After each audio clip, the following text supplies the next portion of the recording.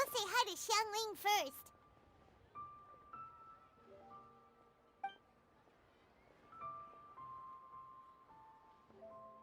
Huh? Xiangling? What a pleasant surprise meeting you here! Oh? Why, the pleasure is all mine. As is the surprise, surely. It must be fate that brings us together in this place. How have you fared as of late?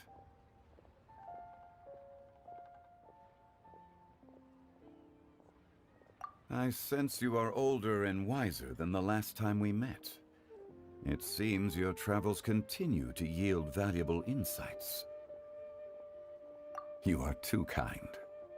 So, Xiangling, are you here to listen to stories over tea again? I had originally planned to set out after this last round of tea. However, I had planned to take a walk to Chimes village and gather some nascent bamboo shoots, which are currently in season. A villager there once gave me a small sample, and they possessed a most excellent flavor. Huh? Nascent bamboo shoots? Why can't you just use normal bamboo shoots instead? Wait, Paimon knows! Because Zhongli prefers the finer things in life, right? Okay, Mr. Particular, let me guess. Ahem.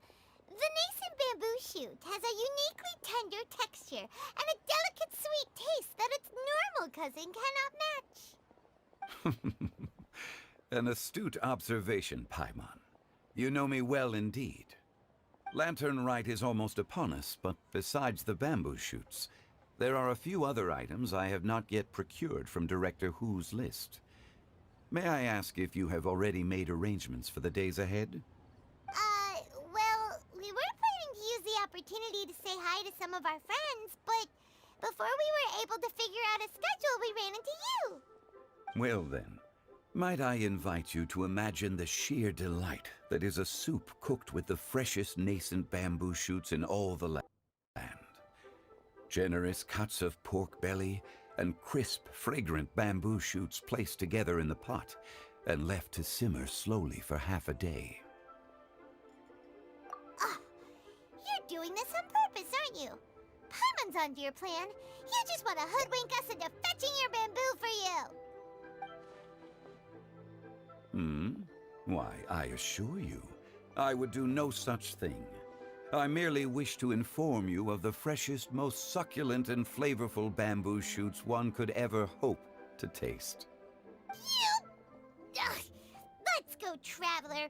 Paimon's taste buds can't take it anymore. Collecting a few bamboo shoots shouldn't take too long. Paimon has got to get her hands on some of that soup.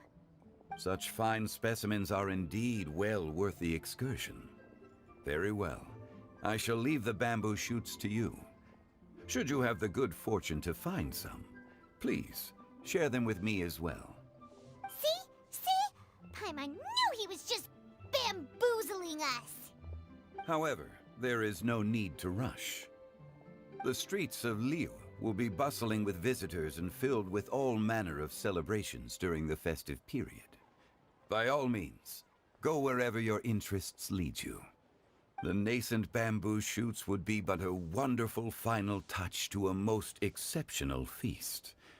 What an honor it would be to savor them in the company of friends. We're heading out. Enjoy your walk, Youngli. Take care now, you two.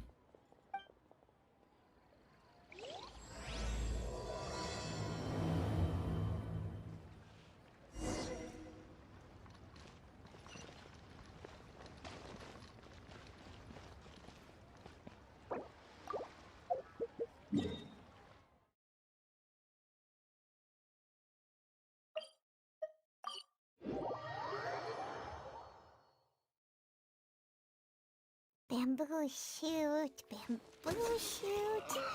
nascent bamboo shoot.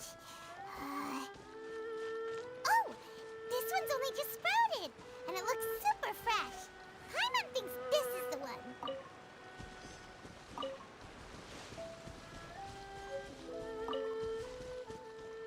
These should be enough. Let's head back. Help! Help! Do you hear that? Someone's calling for help. It's coming from over there.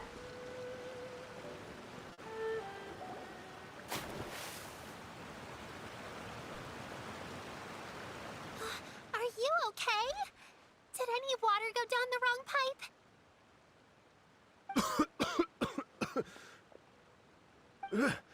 I think I'm okay now. Thank you so much.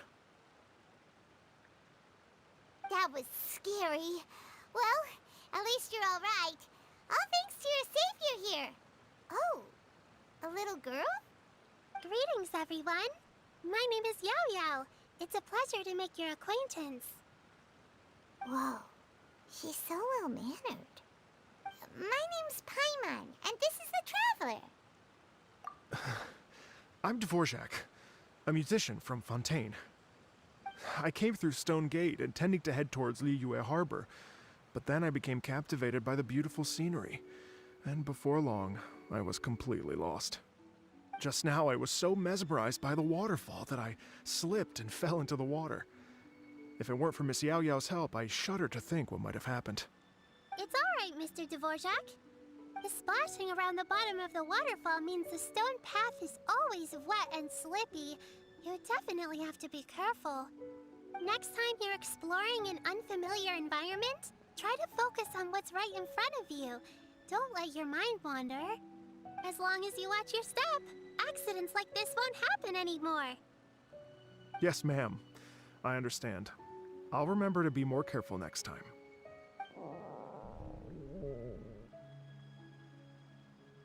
Oh, are you hungry, sir?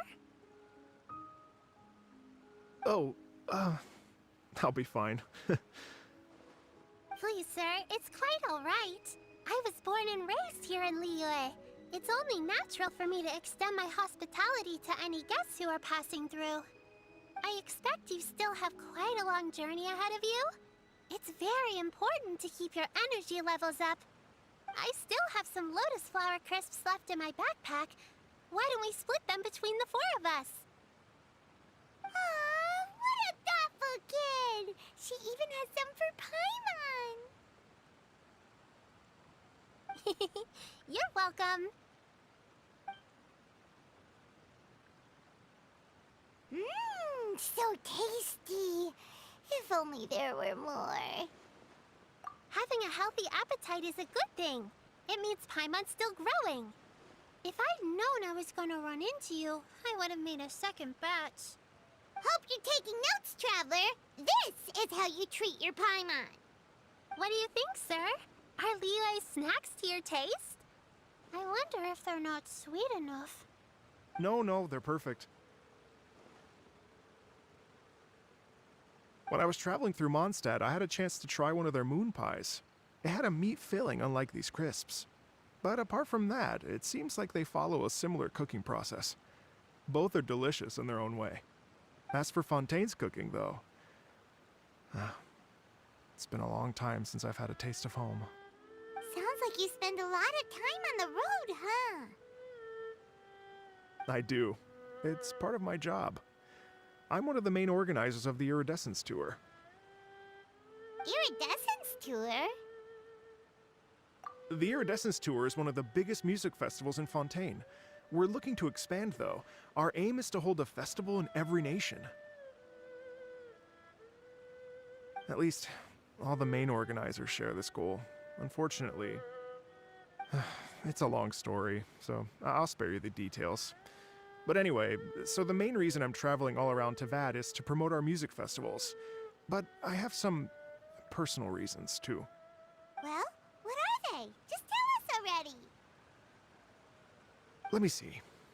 Well, to explain it in full, I'd have to start with a story from my ancestors. I don't want to take up too much of your time. Oh, I love listening to stories. We want to hear it too. Okay, then I'll start from the beginning. The story goes that my ancestor, who was also a traveler, once slipped and fell into a lake during his travels. As he was sinking and gasping for breath, he heard a wondrous tune in the air. They say it was the most beautiful, moving melody he had ever heard. Even in that life and death moment, the ethereal music seized his full attention and almost made him forget the fact that he was drowning. When he finally came to, he found that he had already been brought ashore. Not too far from him stood an unfamiliar woman with an almost divine aura. Once she saw that he was no longer in danger, she left without a word. My ancestor tried to run after her to give his thanks, but although a mere dozen paces separated them, no matter how quickly he gave chase, he drew no closer and remained a dozen paces behind.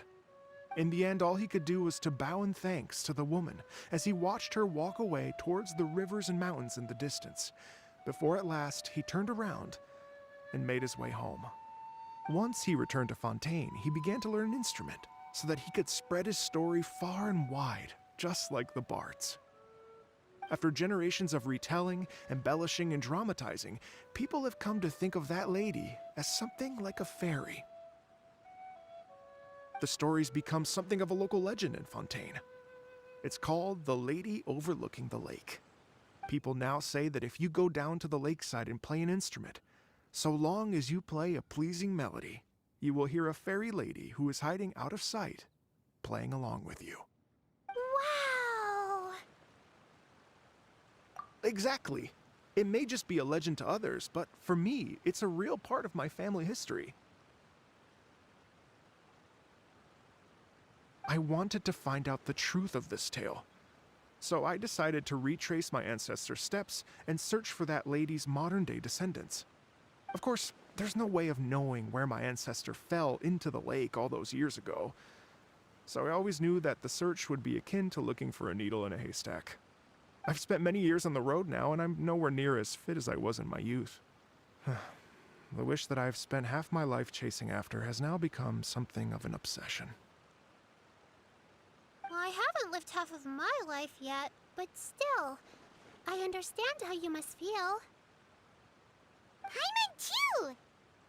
It's like... imagine if you saved the center of a lotus flower crisp, which is the best part, by the way, because you wanted to eat it another day. But then suddenly, sploosh! It falls into the water, never to be seen again! Paimon would definitely remember that for the rest of her life. There's no need to feel sorry for me.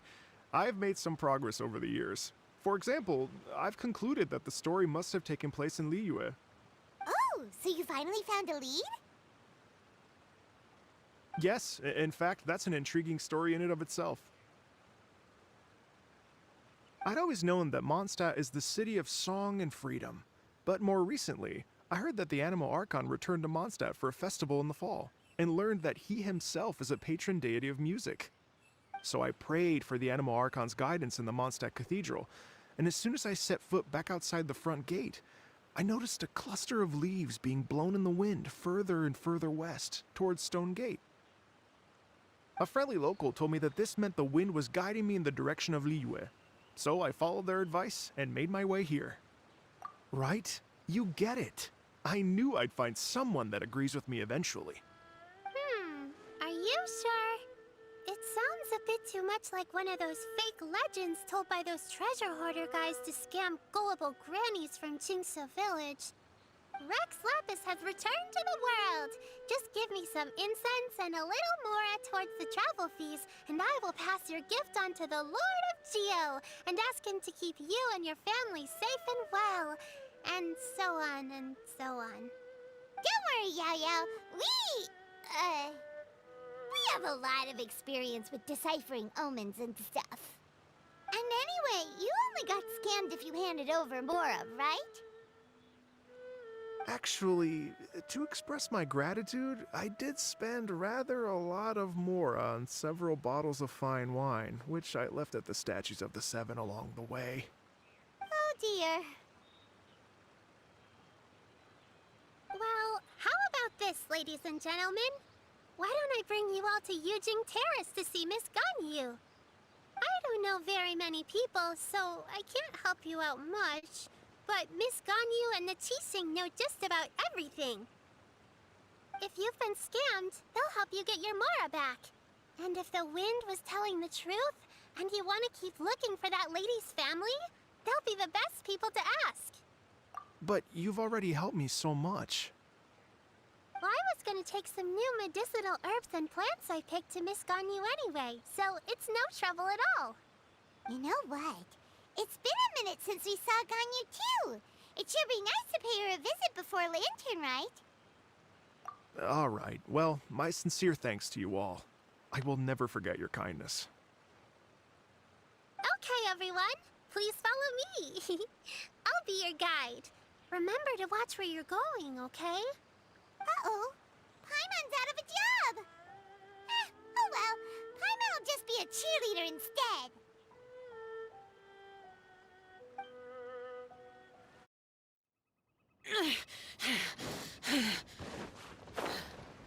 Those memories.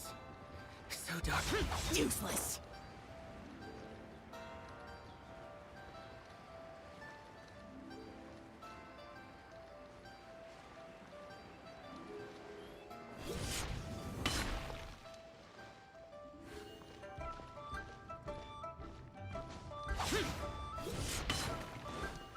Welcome to Liyue Harbor.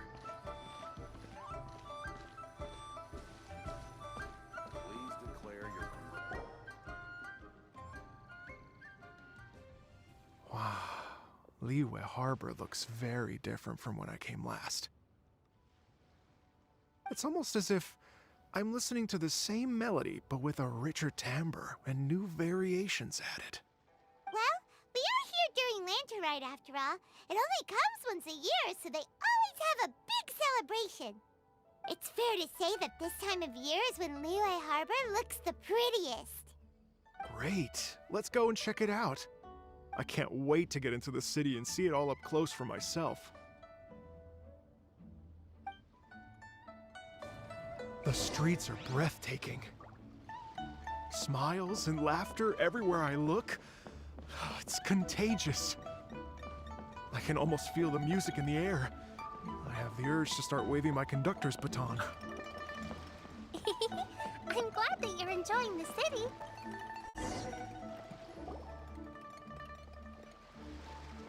Hey, everyone. Fancy meeting you all here. What a nice surprise. Hello, Xinyan. Let me introduce some new friends. They are... Traveler, Paimon, and Mr. Dvorak, right? I've known them all for quite a while. When I was last here to advertise a Liyue stop for the Iridescence Tour, Xinyan was one of the few people willing to give me the time of day. Well, feels like I've been chasing this Iridescence Tour bandwagon halfway around the world, but I keep getting stood up. What's going on, Mr. Dvorak? I'm so sorry, Xinyan.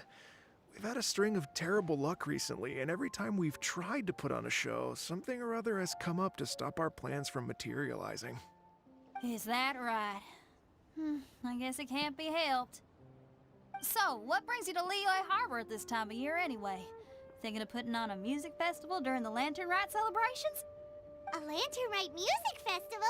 Yes, please! No, I'm actually here on personal business this time. Oh, so no Lantern Rite music festival? I mean, that's not just up to me.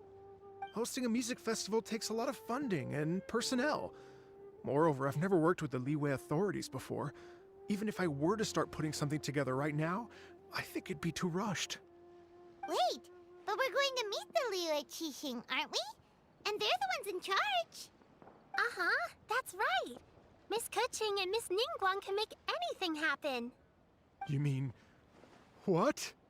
This is the perfect opportunity! Well, sure, it might not work out, but it can't hurt to bring it up as a suggestion. That's the spirit! See? Even the Traveler agrees with me. Mr. Dvorak, don't let yourself be put off by the fact that a few things haven't worked out recently. As for the performers, I can put you in touch with some local artists. My friend Yunjin is a well-known opera singer in Liyue. With her support and a commissioned song from the Yunhan Opera Troupe, we should be able to get something going. But what about you, Xinyan? Are you just going to sit this one out? What do you take me for? If we actually managed to make the Iridescence Tour Lantern Rite Grand Concert a reality, you think I'd let anyone else perform the opening act? Wow! There's that rock and roll spirit! What do you say, Mr. Dvorak?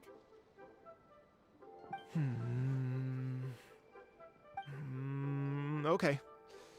I'll give it a shot. But the opening act is not something to be chosen lightly, Xinyan.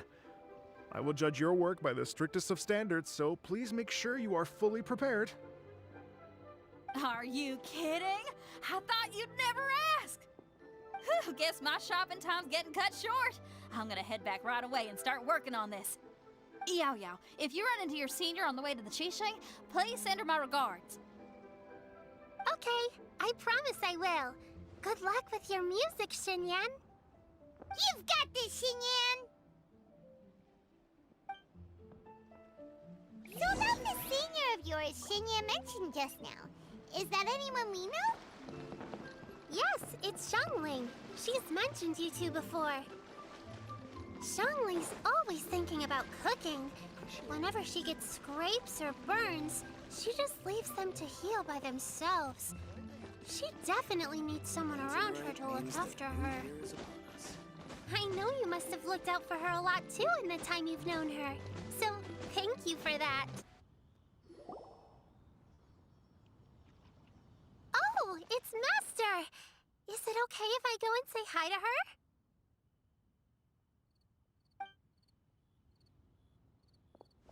Oh, calm down now, dear. I'm not about to run off anywhere. I'm not a bundle of energy like you. I haven't seen you in days, Master! I've missed you. Oh, bless you, Yao Yao. You do say the sweetest things. Ah, look who it is.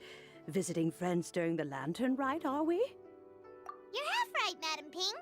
We were also trying to help out Mr. Dvorak over here. We were on our way to take him to see the Qixing. Hello, ma'am. I am a musician from Fontaine and an organizer of the Iridescence Tour. I don't suppose you've heard of it. Master! The Iridescence Tour is a super famous music festival! Oh, an old lady like me wouldn't know much about that sort of thing. A music festival, you say? It sounds terribly exciting. Oh, right! Madam Ping, how would you feel about that? You're an elder of Liyue, and you know all about Liyue's cultural traditions. Hearing your thoughts would definitely help us figure out how best to approach it. For example, do you think it might be a bit too modern, or is there any other issue? Why, not at all. Music pays homage to history and culture, and it can also be a bridge between different civilizations. Times change, and the music enjoyed by the youngsters of today is no doubt very different from the tunes I was accustomed to in my youth. Nevertheless, all fine things in life can be appreciated. And so, I look forward to it immensely. Hear, hear.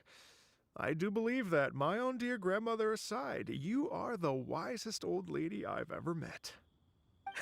Goodness gracious, you're all being suspiciously sweet today. Yao Yao, whatever have you been feeding them?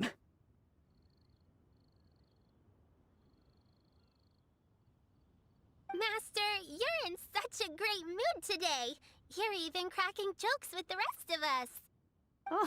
Oh, well, I'm sure you must have plenty to be getting on with. Yes? Run along now. Don't let me hold you up. Thanks, Madam Ping. We'll see you again soon.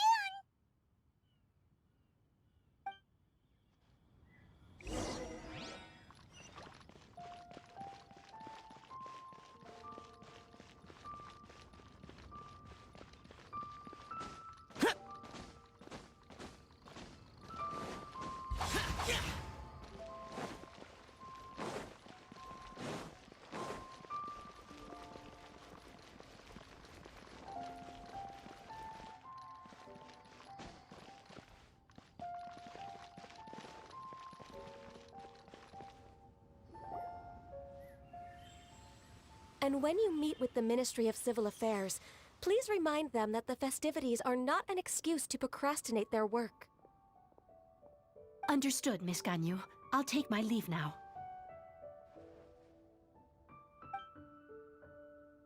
Ganyu! What brings you here, Yao Yao? I've brought all the medicine you asked me to pick for you. Oh, and here's a pack of sweet flower seeds as well. Also, these dried Chingshin leaves make a great pot of tea that's very good for you. I know you've had a lot to deal with at work recently, but you shouldn't push yourself too hard. If you're not careful, you'll end up falling asleep in the grass again. Well, this is weird. It's like a responsible younger sister talking to their disorganized older sister.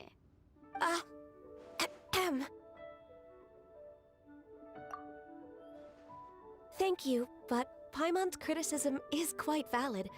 I do have a tendency to neglect matters outside of work, and that's something I should improve on. Oh, my apologies. I don't believe we've been introduced. Ah, Paimon will do the honors.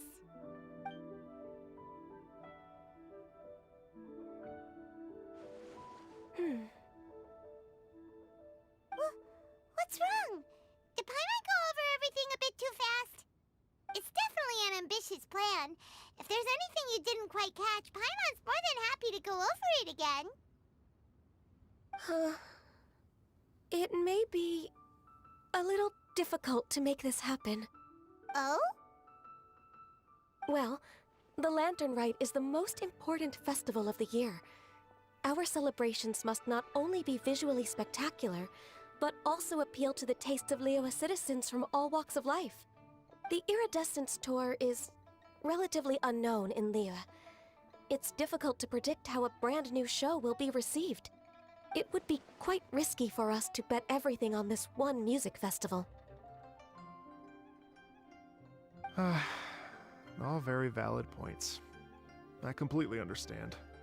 Therefore, we will not replace or cancel any of our pre-existing program.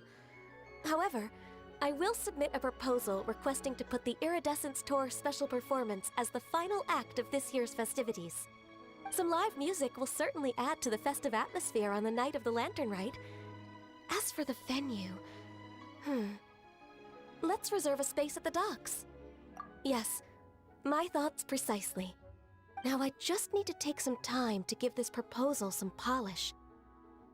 As long as I clearly lay out the pros and cons, and highlight the key points of the proposal, given that Ping and the Traveler have both given the idea their blessing, I'm confident that Qixing will be sure to give it serious consideration.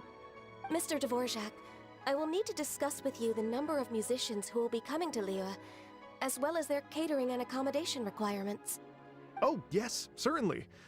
Let's step to the side and discuss further.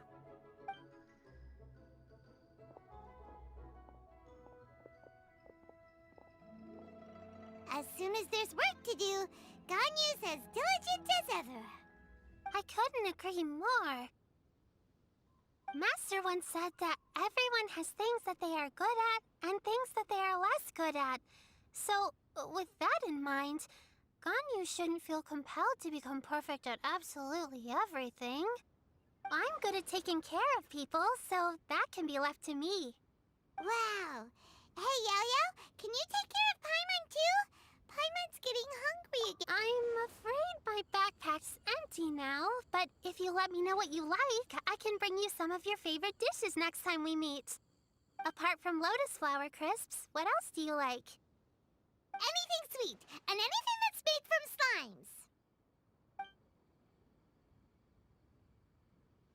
slimes.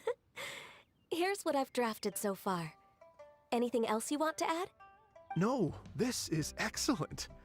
I'm racking my brains, but I don't think you've missed a single thing. Perfect. Then we'll leave it as is. I'll go make an official copy. Oh, perfect timing. We were just wrapping up our discussion here. Not at all. Every second counts for a complex proposal such as this. I will inform the Qixing of this development immediately. Please give me a moment to pass on the message. Yao Yao, thank you for bringing my herbs. I will make sure to take them. Remember to make tea from them first, Ganyu. You mustn't just chew them raw. I will. Okay, I should be getting back. If Yao stays out for too long, Mom and Dad will be worried sick. Everyone, I'm sure that the music festival will go off without a hitch, so don't worry.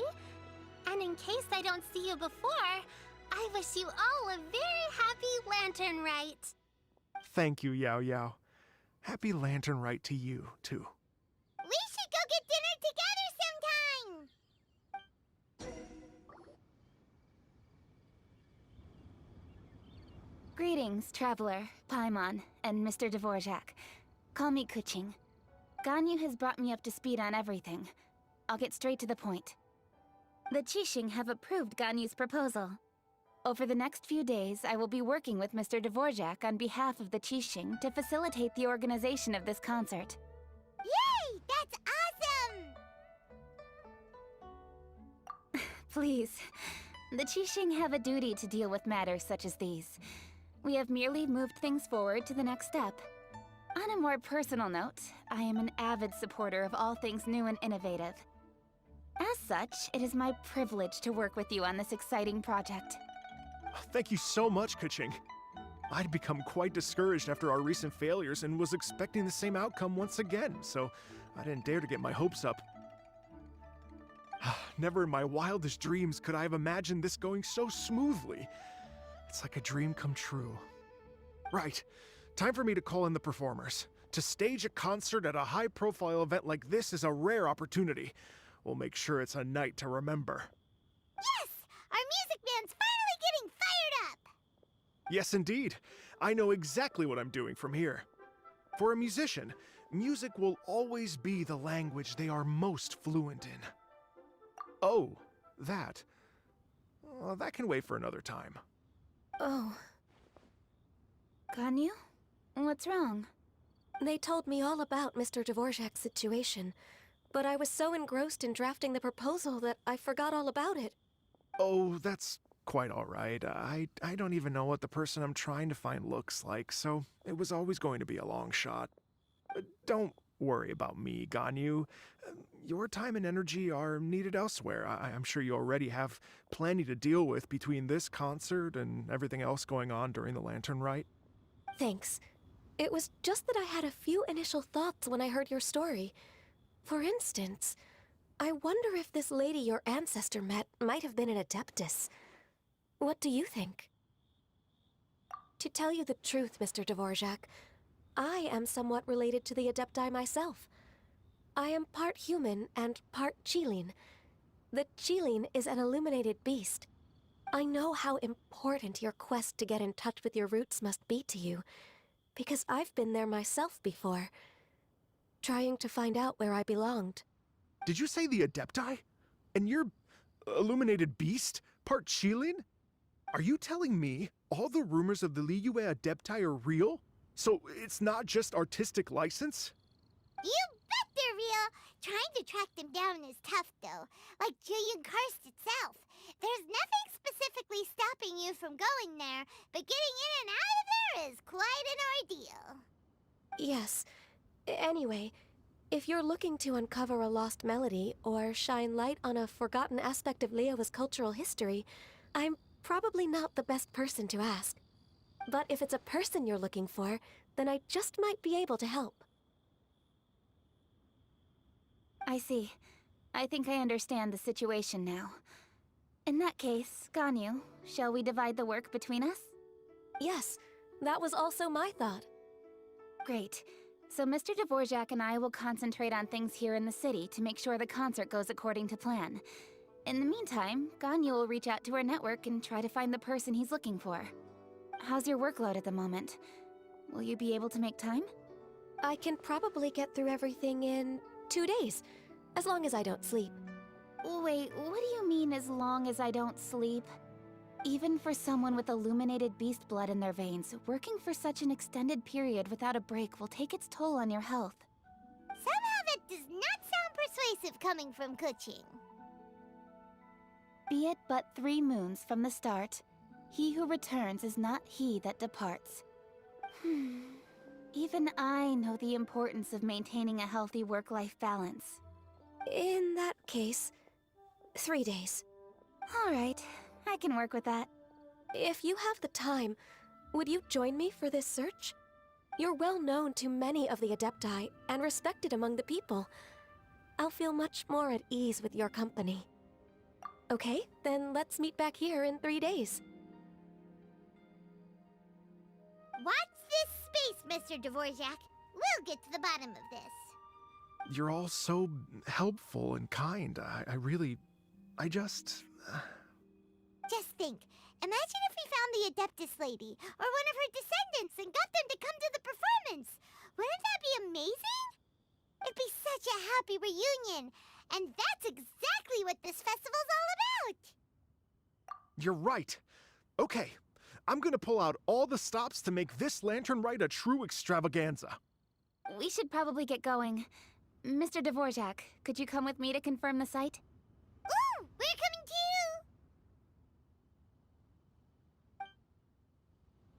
I was wondering, what are your thoughts on music? What does it mean to you? Music sounds nice? Truth be told, the question of what music means to people is one that I've been pondering for quite some time. Let's revisit this question after the concert.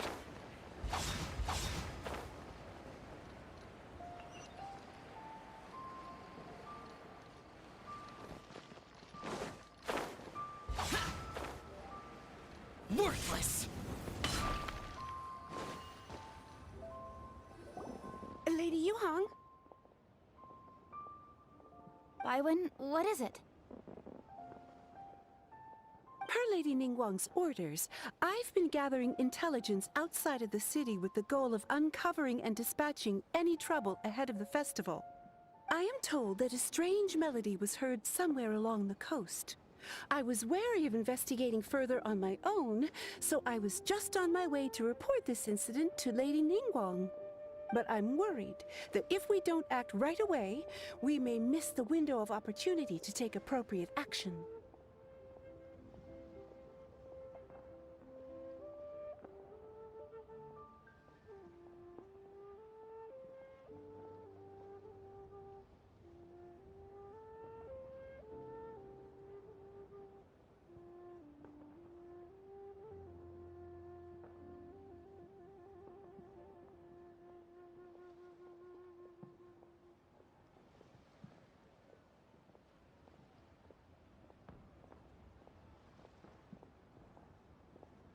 I understand. In that case, Yeah, Kuching, you're busy enough as it is. There's a ton of different things in the city that needs your attention.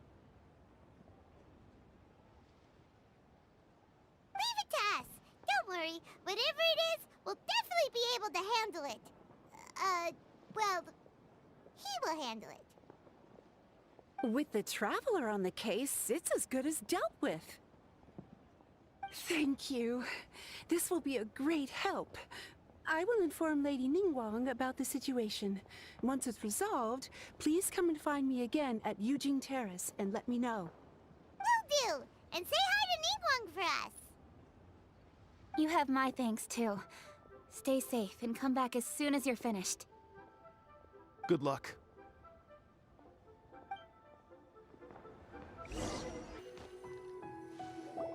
Byron said the strange tomb is coming from around here, right?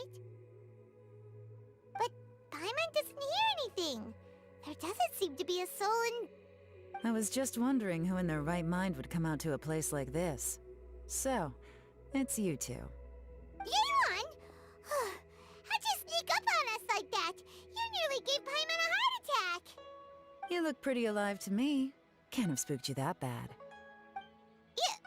Fair enough. Ah, you're here for that too? Saves me a bit of explaining. Come with me. I've already reconned the perimeter, so we should be safe.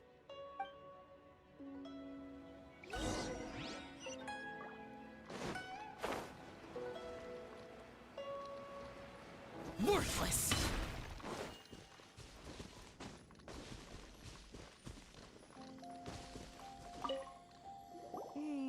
The stuff by the door is in pretty good condition, though. It can't have been too long ago that someone was last living here.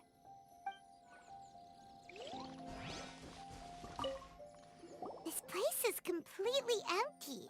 There's nothing valuable left here at all.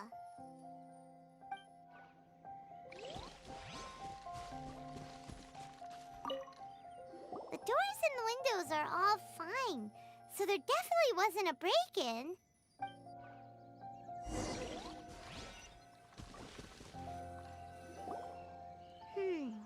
How strange.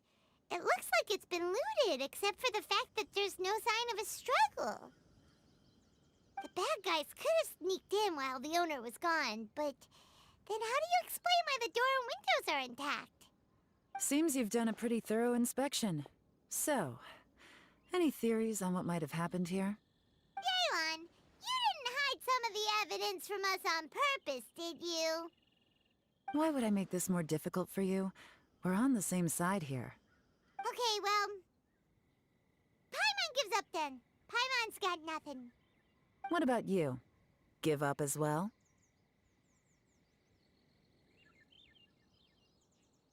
Your instincts are pretty good. Or perhaps it's not instinct. The strange melody is one of the few pieces of information you have available, after all.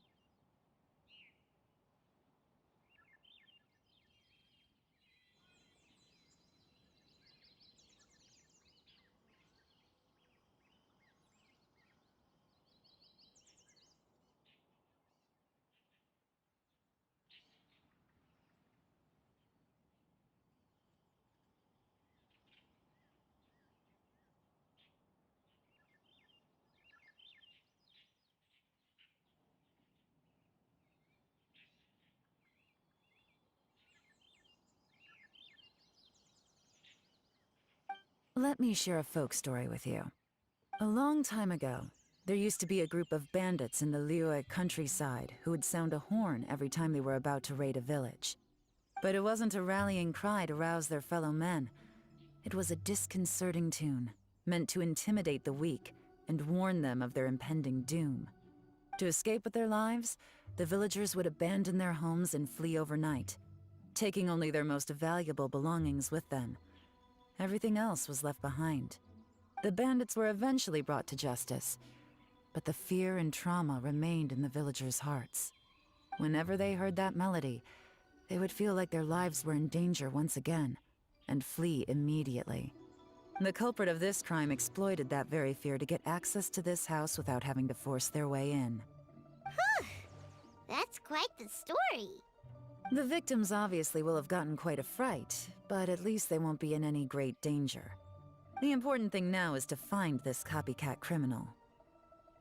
On any other day, that'd probably be a good idea. Unfortunately, it's not gonna work today. Take a look around and you'll see what I mean. This criminal is clearly well-versed both in using music to commit crimes and in making a clean getaway.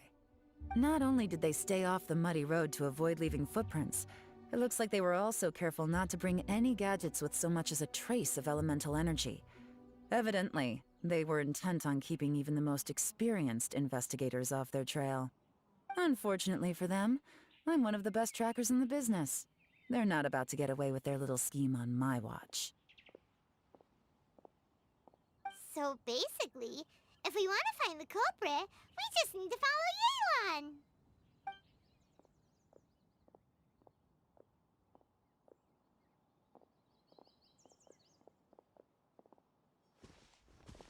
Mm-hmm. As long as you can keep up. Since the culprit's trying to be cautious and low risk, I'll bet they left through an area with some vegetation for cover, but not so much that it would slow them down.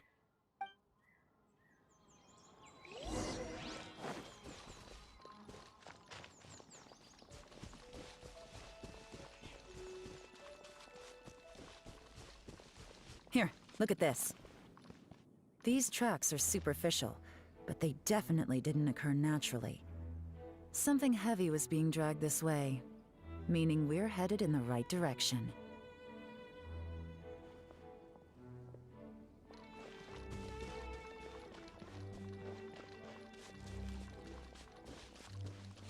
Huh. Their pace is increased. Normally, people carrying a heavy load slow down as their journey goes on and they start to tire.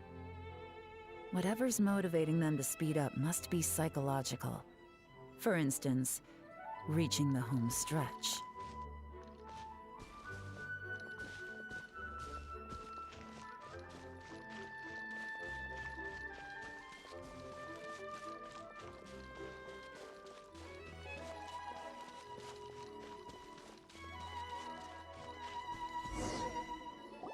There they are! Look! A treasure hoarder tent!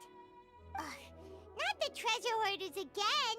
And so close to Lantern Rite, too! 'Tis not the season for their antics! Come on, let's round them up.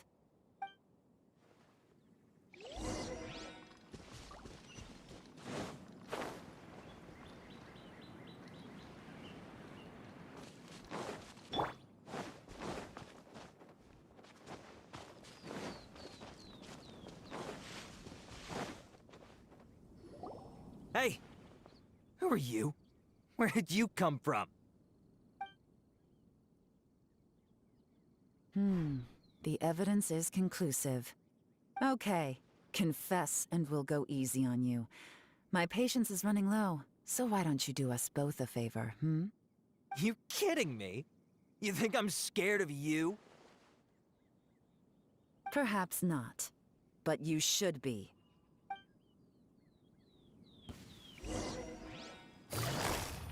Busted! Curses. Seems like you're not all talk after all, but there's no going back now. Mercy! Have mercy! Oh, it's a little late for that. I've come this far, I might as well finish the job. I surrender! I surrender, please! I'll do whatever you say. Please have mercy. Tell us everything. You have one chance, and I'm warning you. Don't make me ask twice. I won't, I swear. You know, so Lantern Rite's nearly here, and like a lot of people, I wanted to buy a few nice things. I know I'm with the treasure hoarders and everything, but I don't really have any kind of experience with robbing people and whatnot. So I don't have the guts to break into somebody's house. Wow, you're really going to complain to us about that? No, not at all. I'm just telling it how it is. Okay, continue. I racked my brains trying to think of what I could do, and eventually, I remembered something from back when I was a kid. The bandits would blow their horn, and my grandma would grab us kids and run.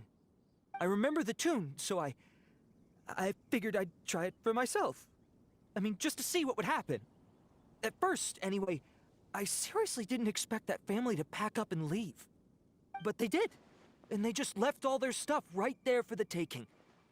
It was too easy, I couldn't resist.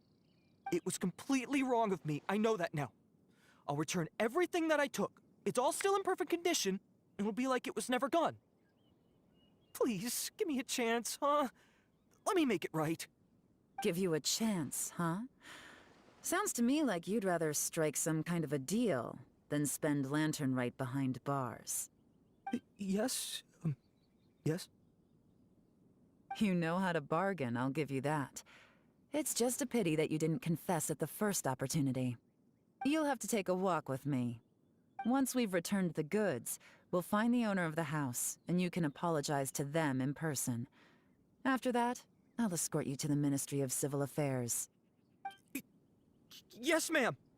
You know, as a former victim of this kind of crime yourself, I doubt anyone understands the fear you inflicted quite as well as you do. Does your greed matter more to you than your fear?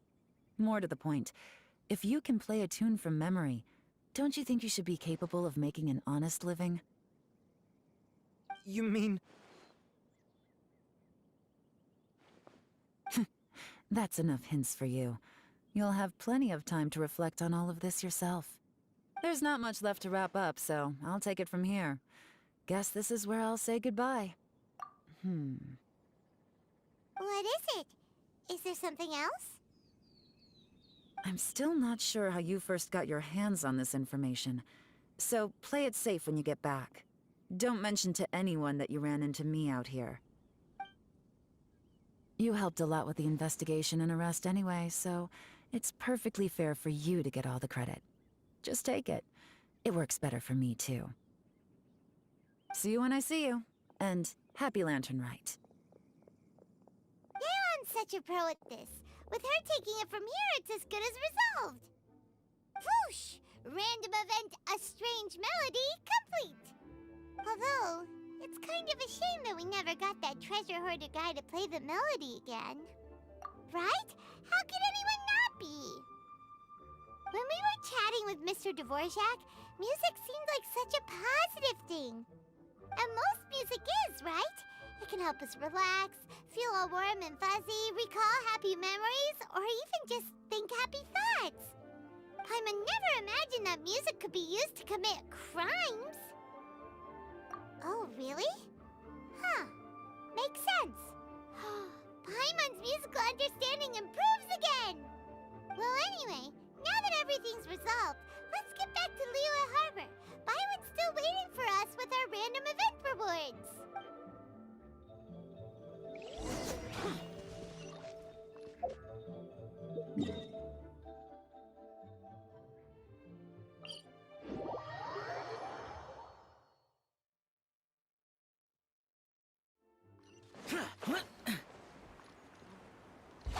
Useless.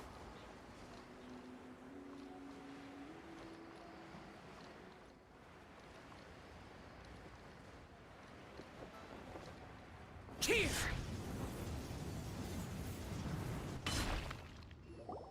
Byron, we're back! Everything's all sorted! That's great news. Oh, please wait here a moment if you would be so kind. Lady Ningguang instructed me to advise her upon your return.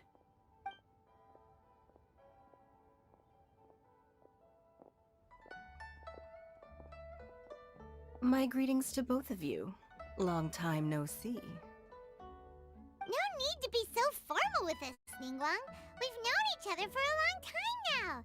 You must be super busy with all the preparations for Lantern Rite. Don't mind us. On the contrary, I think it is those that I have known longest to whom I should extend the greatest courtesies. Alas, on a different day, I would invite both of you inside for some tea and a brief respite from your travels. But you're quite right. Trivial matters aside, there's no escaping the fact that we have a grand concert to organize. Once the performance itself is over, we'll then need to invite the representatives of the Iridescence Tour for a discussion on future collaboration opportunities. The financing arrangements alone could well entail many rounds of discussion. Simply put, there will always be work to do. Whoa, you're already thinking that far ahead? Well, we can discuss more current affairs if you'd prefer. I trust you saw this year's Mingxiao lantern at the docks when you arrived at the city? Yeah, it looked like a goose. Which Adeptus is it modeled on this time? Sea Gazer. I believe you're familiar with the name. Legend holds that he was free-spirited and easygoing. People described him as a cheerful soul and a loyal friend. On this marvelous Lantern Rite, we pray that the fallen heroes may be guided home. If the sound of music can flow like the rivers and streams into every corner of the land, perhaps the souls of those who have gone before us will hear the song of a new era. I wonder whether the melodies will be to their liking. Oh, they're gonna love them. Paimon's sure of it. At least, if the guy you mentioned is anything to go by, the Adepti and heroes of the past sound like a positive and free-spirited, cheerful bunch. They're sure to be open to new music. Well, let's hope so. I heard that you'll be going on a search with Ganyu to find the descendants of a fairy lady from a Fontaine legend. I'm sure this quest to uncover the truth behind an ancient story will turn into a most charming tale. Do share it with me, won't you? I couldn't bear to miss out.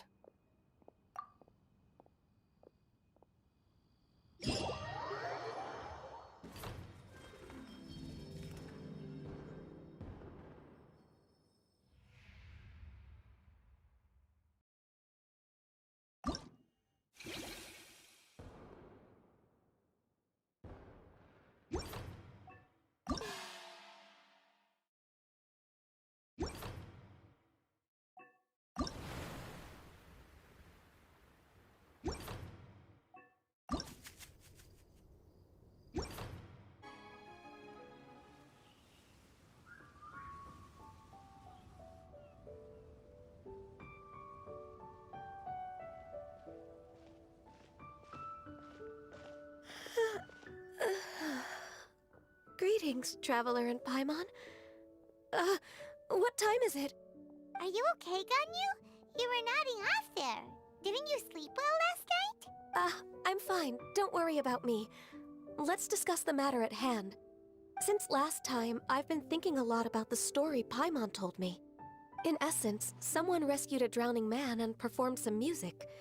If that were all there was to it, it could have been many people, human or Adeptus. But the tune was allegedly so wonderful that the drowning man forgot about everything else, even his own impending death, and only came to his senses after being brought to shore. Perhaps there was an adeptal power at work in that music that he, as a mortal, could not perceive. Or perhaps he sensed a power surrounding him but lacked the words to describe it, not knowing where it came from. Either way, if this part of the story is true, then the rescuer has to have been an Adeptus. You really think so? But this story is all the way from Fontaine. Isn't this a bit of a long shot? Also, Paimon's really curious about how people from Fontaine think this fairy lady looked. Ooh, like a crystal fly's wings? That would be pretty cool.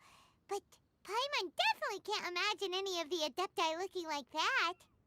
Actually, Ganyu, if you had to save a drowning person, how would you go about it?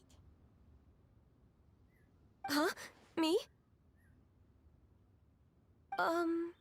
Well, I'd get them to the shore, and then I'd probably hide behind a tree and watch them for a while.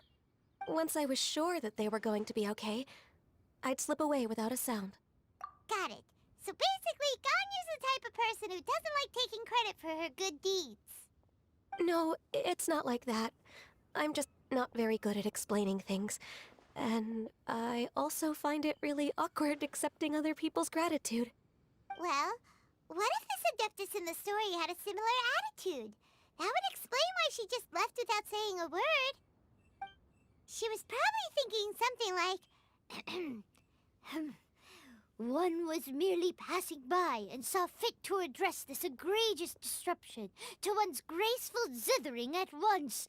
You may keep your thanks to yourself. That was actually a very good impression of Cloud Retainer, Paimon. As far as I'm aware, Cloud Retainer isn't the most musically gifted. Still, we can't completely rule her out just yet. If we set off now, we could head to Mount Outsung and ask her about it. You'll be able to confirm either way if it's her, and I can, I've been in Liyue Harbor for so long now that I'm just not as familiar with the Adepti anymore. If there's anything we want to know about them, she's the best person to ask. Sounds great! And we're pretty close with Cloud Retainer by now, so we probably don't even need to bring her food this time, right? I've prepared a gift for her to mark the festival, just in case. However, Cloud Retainer spends most of her days studying mechanisms in her abode. She's on her own so much of the time that the moment she has someone to chat with, she just... Never mind. I promised I'd help Mr. Dvorak, and now that I've made the contract, I can't be having second thoughts. Traveler, Paimon, let's set off for Cloud Retainer's abode. Seems like this is a tough decision for Ganyu, but she's made up her mind now. Paimon gets why she'd be so anxious. Okay, how about this? If Cloud Retainer tries to start telling stories about her again this year, we should pipe up and change the topic. Wait, did she leave already? Hey, Ganyu, wait up!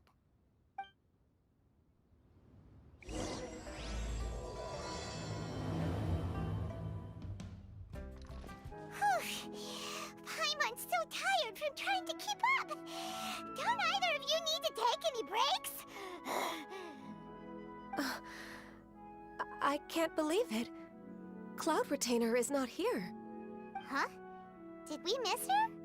She doesn't like to travel, so in the past, it's always been the other Adepti who come to visit her during the festivals. Somehow Paimon doubts that anything could cause serious trouble for her. True. Now that I think about it, Cloud Retainer would be quite capable of taking care of anything on her own. There's no need to worry about her. Since she's not here, I guess the next step is to check all the other Adepti abodes, one by one. Uh-oh. Will it involve a lot more traveling?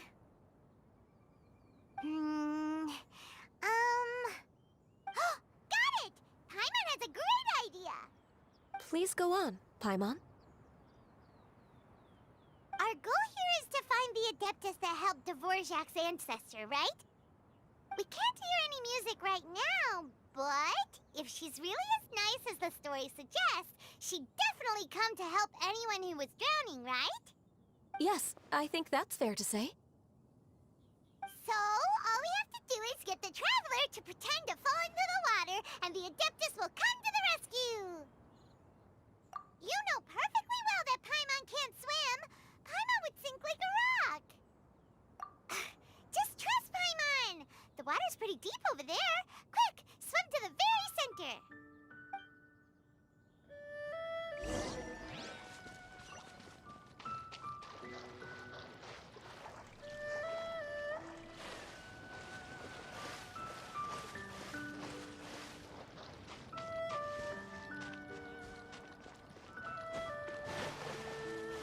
Help! Help! Someone's drowning! If only there was a kind-hearted Adeptus here to save us! Oh no! Whatever will a Paimon do?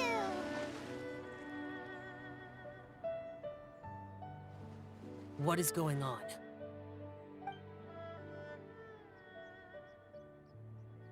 How do you feel right now? Shenhe! And the Conqueror of Demons. Why don't you say something?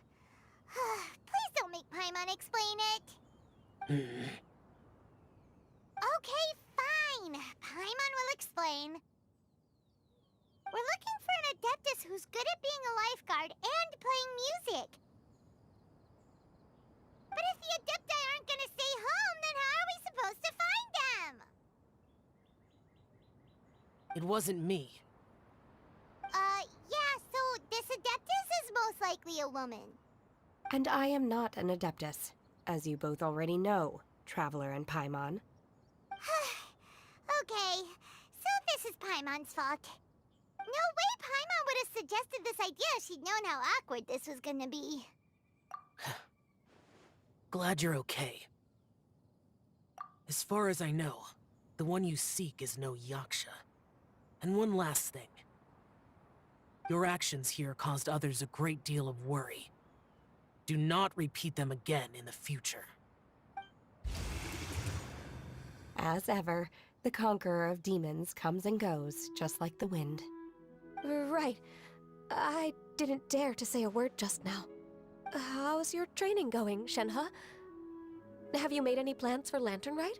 We could spend it together in Liyue Harbor if you'd like. I had planned to spend the festival with Master this year. However... Oh, speaking of Cloud Retainer, when did you see her last? Earlier this morning, she set off for Mount Hutao at dawn. I noticed she was using an Adeptus art of some kind to protect a mechanism that looked like a boiler. Maybe it was a gift from Mountain Shaper. I did not inquire. So we just missed her. Please excuse me for a moment. I think I'll leave the gift in her abode. Sure. Thank you. It sounds like Ganyu and Shenhe have gotten a lot closer recently. Yes. During the summer and winter, I continued to train with Master. In the other months of the year, I have been learning to adapt to human life in Liyue Harbor. Ganyu arranged accommodations for me in the city, and also recommended several work positions for me. But when I try to blend in by referring to her as Miss Ganyu or Lady Ganyu, like the others, she says I mustn't address her like that. Sometimes I'm supposed to copy other people. Sometimes I'm not. It's a little difficult to keep track of everything. Oh, is that what it is? Noted. So, you came looking for Master today because you wanted to ask her about the Mystery Adeptus. Is that right? Yep. Oh, speaking of that, have you ever heard any music while out training in the mountains? Music? What is that? It's... a kind of a happy or relaxing sound. Or, a nerve-wracking sound. Or even a terrifying one. Okay, I'm done. I also left her a note so that she knows where to find us. We won't miss her again. Yay! That's really helpful. Thanks! We were just talking about this thing called music, and based on Paimon's description, I do believe I hear it every day. Please follow me. Oh, really? Great, let's go! This is the place. I enjoy training here to the sound of music.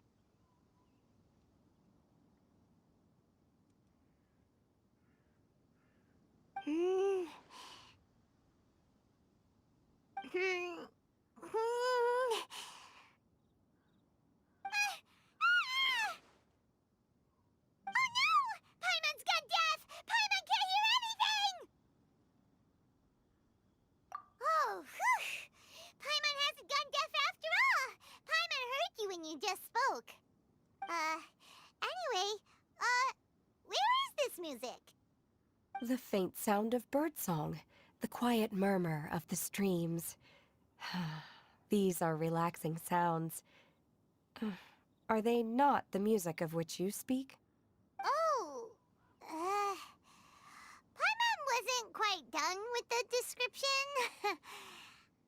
Okay, fine, it's all Paimon's fault. What we're looking for are not the sounds of nature, but melodies played on special instruments. Oh, and a melody is? Hey, don't you patronize Paimon! Let's get one thing straight. Paimon knows plenty of nursery rhymes, but Paimon does not sing on demand without payment.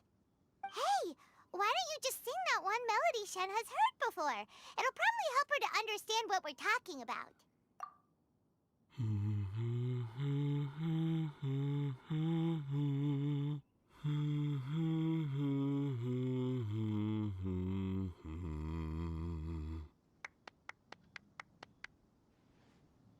Oh, was that from the opera that Yunjin sang?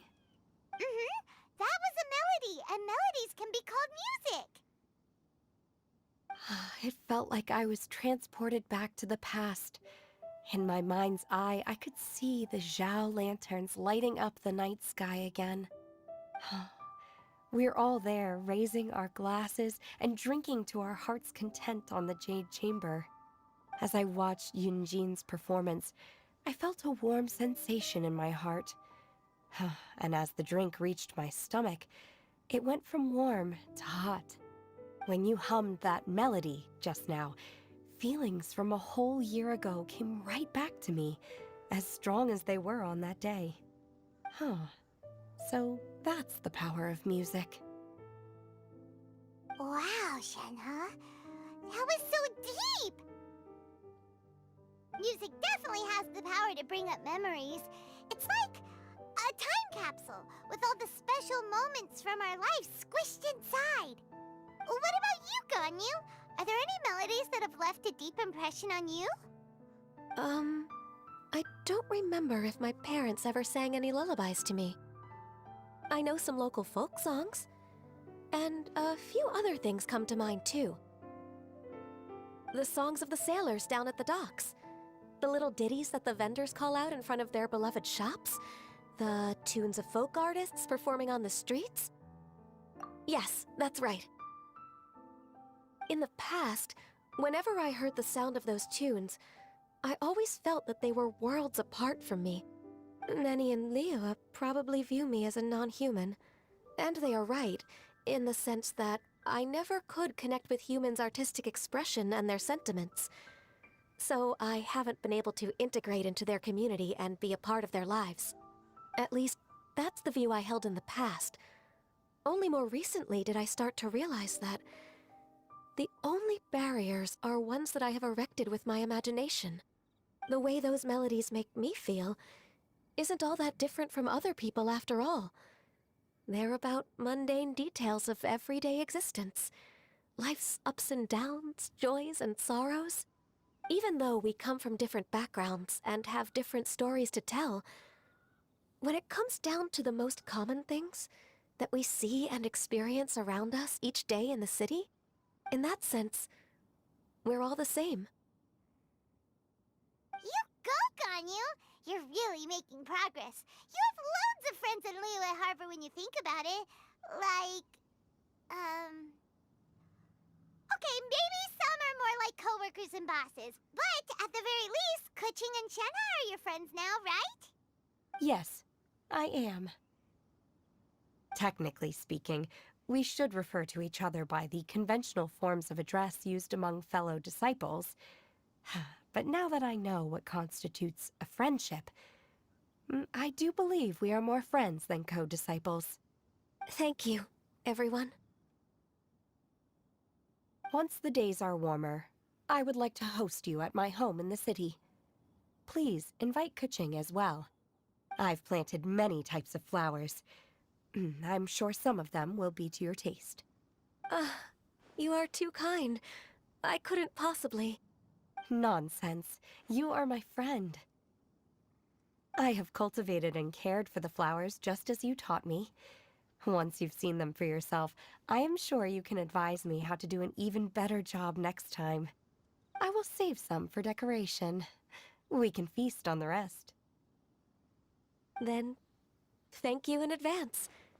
Wait, what is that saying again? If you insist? Do people say that? I'm not completely sure either. It doesn't matter, okay? You got the point across. No need to split hairs. Paimon's more concerned about your idea of a girls' night out. Eating flowers? Really? Does this have anything to do with you both being the disciples of that illuminated bird? Who dares refer to one not by one's Adeptus title, but merely as that illuminated bird?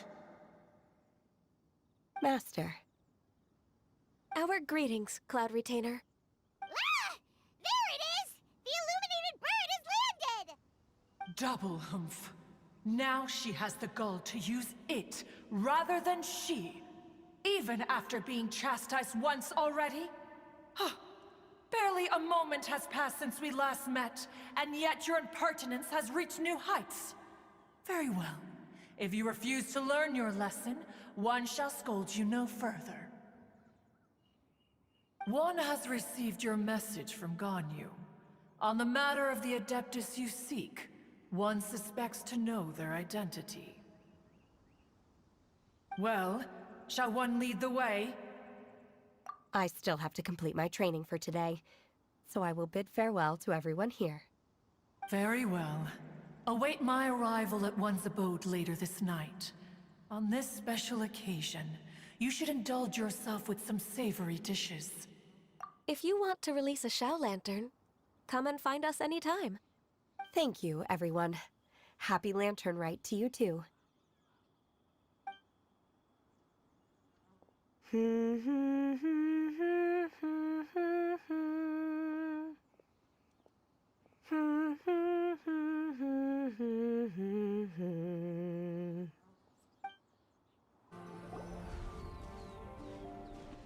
Is this Quaily Plains?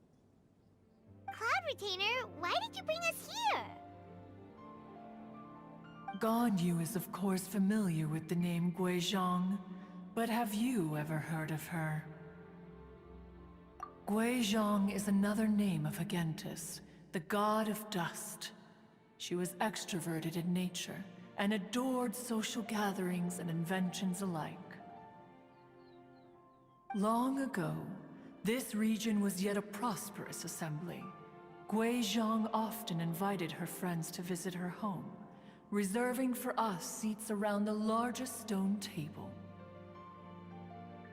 Sea Gazer would always bring out his latest treasure and place it upon the table. He could be quite the braggart. Though usually a mild-mannered fellow, when it came to those collectibles he was so fond of, he always loved to show them off. Paimon remembers that name. So that's what Sea Gazer was like.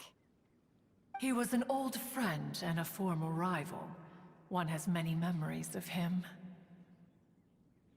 Once he had brought out the treasure, it would predictably become the center of attention. Neither Guizhong nor one was content to let him just steal the spotlight. So we would then also present our proudest mechanical creations. As Adepti, we were each gifted in our own ways, and naturally proud of our accomplishments in our respective fields of expertise. As a result, one often quarreled with Sea Gazer. His treasures were not even of his own making. He just used his exploration skills to dig them out of the ground. How, pray tell, could he compare to me, when every single one of one's accomplishments were crafted by one's own hand? Cloud Retainer, you are getting competitive again. One digresses. Regardless, every time an argument occurred, Guizhong would come over to watch us during our mutual lambastics. On some occasions, she would join in, and on others, she'd take one of us by the limb and start uttering the most ridiculous nonsense. What kind of nonsense? No kind of nonsense were we spared. Sometimes she would brazenly opine, why argue between yourselves when neither of you could ever hope to beat me? Other times, she would make unsolicited suggestions, such as, once you two are done arguing, let's go to the foot of the mountain and grill some meat. She always sought to make everyone happy, and one must say, she had quite the gift for it. No matter what nonsense she said, one never felt bothered or offended. It also helped that she never referred to one as that illuminated bird or ladybird. Come on, get over yourself! Anyway, just as our impassioned arguments would reach the apex of acrimony, Marchosius would bring his delectable dishes to the table. Who would dare snub the stove god and his wondrous creations? At the sight of him, we would all immediately drop the argument and prepare the table for a night of feasting and drinking. Back then, one was always bothered by how the cups Rex Lapis brought were always too square for one's taste. Can you see yourselves ever enjoying a drink from a square cup? Precisely. So, as you can see, even one as great as Rex Lapis was not immune to making the occasional blunder.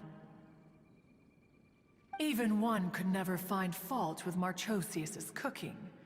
As we ate, Guizhong would continue to find topics for conversation, filling the table with humor and laughter.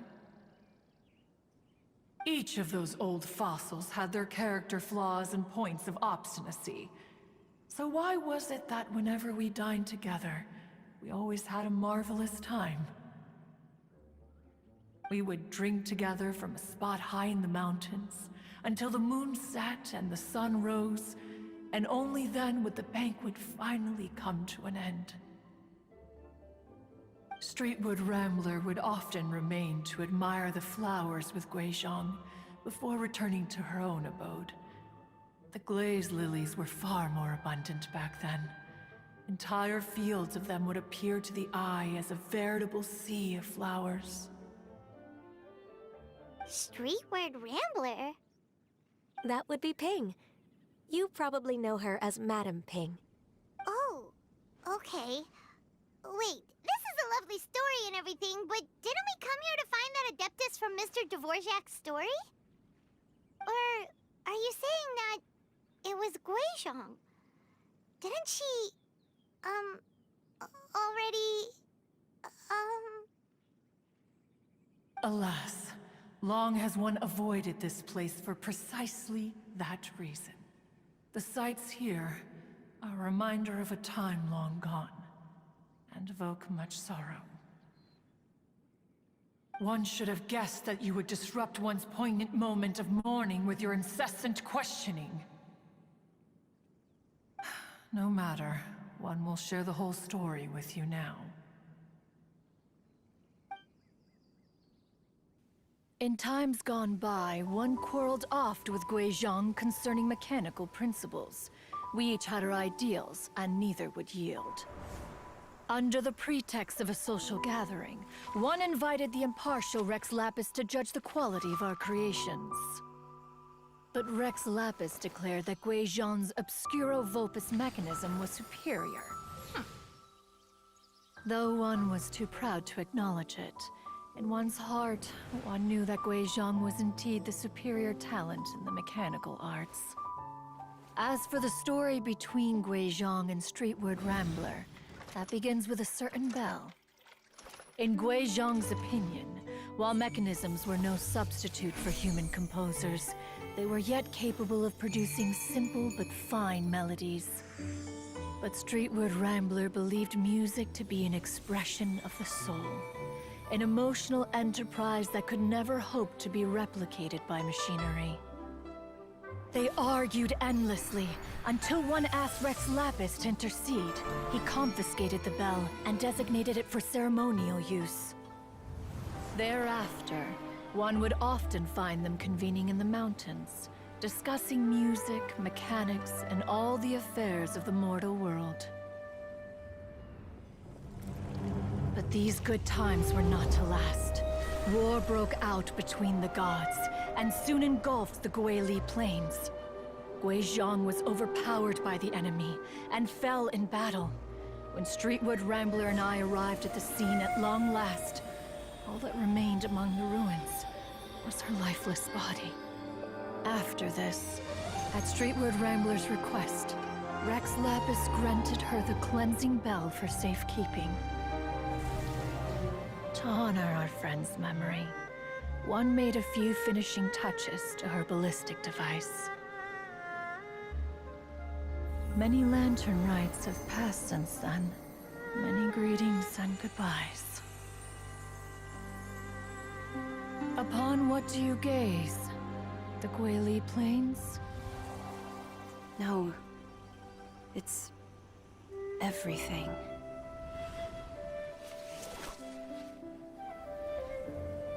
We think of human life as like a lantern that's lit one minute and extinguished the next.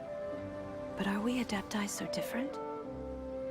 Perhaps as dust settles after a storm, we too must one day return to the world below. One has always been austere and private by nature, and has never relished socializing. One's dealings with Guizhong were born out of discussions on the discipline of mechanics. What? You have loads of friends, and you seem pretty chatty. Just because one is not ignorant of social graces does not mean one is fond of them. One is perfectly capable of partaking in conversation despite being introverted. But in the end, one is nothing like Streetward Rambler. She is dauntless but thoughtful, not to mention eloquent and wise. Moreover, her friendship with Guizhong was far greater than one's own. Back when they were rivals, they would often compete against one another in the realm of musical composition. That cleansing bell was one of Guizhong's proudest works, having the ability to both compose and perform. Wait, that's weird. Didn't Madame Ping say she pestered an old friend for that bell? And she also said something about being a vain beauty when she was young or something. Streetward Rambler, a vain beauty. My foot. That bell has a sad history. Clearly, she refrained from sharing with you the truth of its origins, since the right time had not yet come. As for her old friend, who else could it be? As soon as Streetward Rambler heard that a certain Zhang Li wished to borrow the bell, she realized that the man was none other than Rex Lapis, and that he had made an enormous decision. After all, we all have known each other for several millennia. Some things between us are implicitly understood. Whoa! So they were talking in secret code? Oh, Paimon did not see that one coming. Enough of your intrusions. Where was one up to? Ah, yes. One remembers now. The cleansing bell is powered by a mechanical art, and can be used to great effect as an accompanying instrument. After the passing of its creator, it was used on numerous occasions during rites of parting. But Streetward Rambler did not acquire it from Rex Lapis for the purpose of producing further funerary tunes. No. Each time she rang it, it was to play the tune that Guizhong composed on it. The two once clashed over their beliefs about the meaning of music. Who would have thought that with Guizhong's passing and Streetward Rambler's mourning, two tunes composed in discord would eventually become one harmonious composition?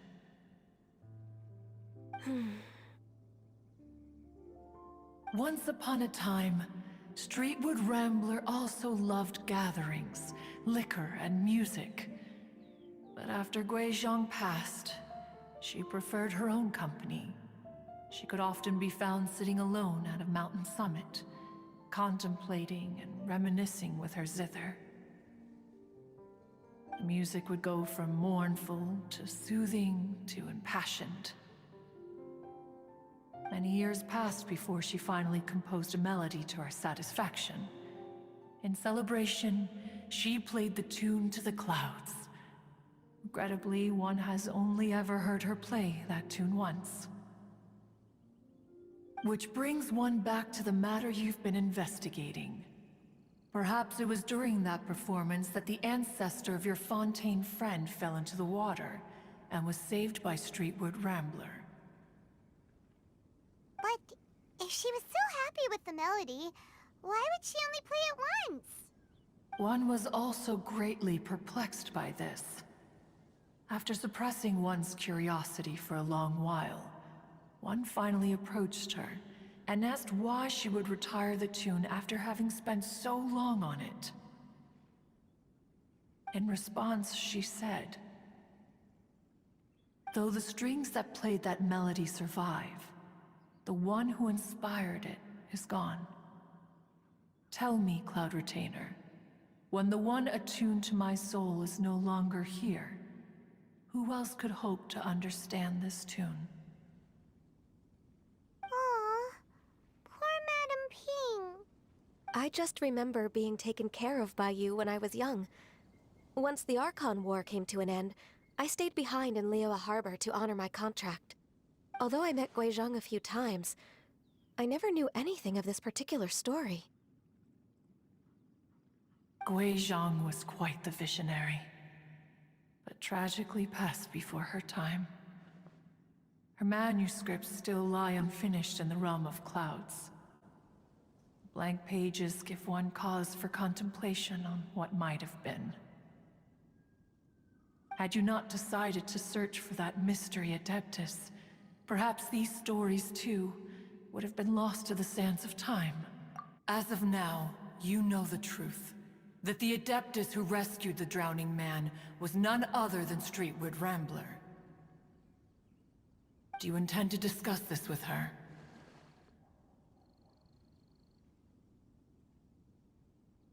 Do you mean Ping might find the topic too distressing? Precisely. The passing of our old friend is a heavy topic that both of us are usually careful to avoid. If I may be so bold, Cloud Retainer, could it be that this is just your own personal opinion? Oh? How so? I've been in Liyue Harbor for quite a long time now, and I've witnessed many farewells along the way, so I too am well acquainted with the pain of the passing of a loved one. But this doesn't bring the city or its people to a standstill. They have to keep moving forward. Someone as perceptive and wise as Ping will surely have come to understand and embrace this. Though these immortal mountains have lost an Adeptus, the Harbor of Mortals has gained a wise elder. No loss can ever be undone, but there is always much that can still be gained. Ping has helped countless people, and will guide many others in the years to come. And all to whom she extends a helping hand become her friends. People she can admire flowers and discuss music with. Though it is heartbreaking to lose a kindred spirit, life goes on, because there are new friends waiting for you further down the road. We even asked Madam Ping what she thought about adding a music festival to this year's Lantern Rite. When we get back, why don't we just ask her if she'd like to perform? Maybe we can even get her up on stage. You youngsters and your imaginations. Why don't you come with us? It's been a long time since you last spoke with Ping, and Liyue Harbor is always decorated so beautifully during the festival period. Is not every Lantern Rite the same in this regard? Were there ever anything new to discuss? One in Ping could meet any day of the year. I disagree. Each new day and each new year is different from those that have come before. How long will you simply let them pass you by? The edibles she brought this time were indeed quite delectable. Very well. Then one will be off. If the other old fossils have sneaked away into the city to amuse themselves, one shall soon find out. All right. We should be getting back to the harbor as well. We don't want to keep her waiting. Once the Guili Assembly, now the Guili Plains. Say, if we planted flowers there, and cared for them carefully enough, do you think that one day we'd be able to recreate the sea of glaze lilies?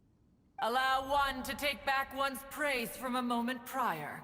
You are still far too given to flights of fancy, child. What? Cloud Retainer? You were still listening? One observed that you were making no effort to leave, and returned to chasten and hasten you. This time, one is departing in earnest.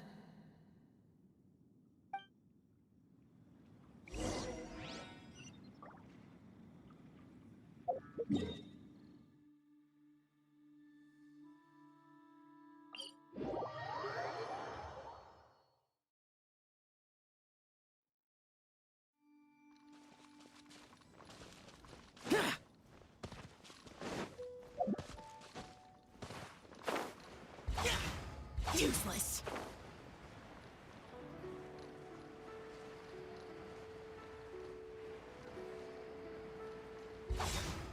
Worthless.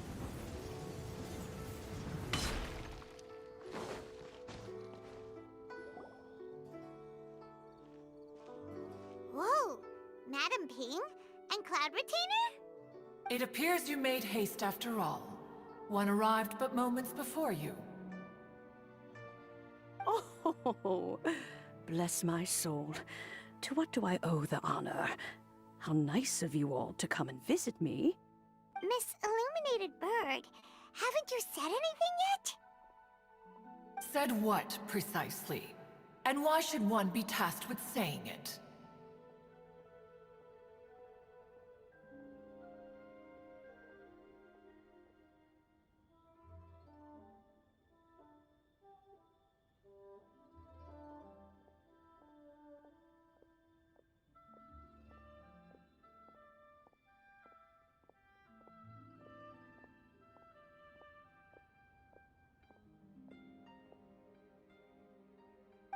You're the one who's known Madam Ping the longest.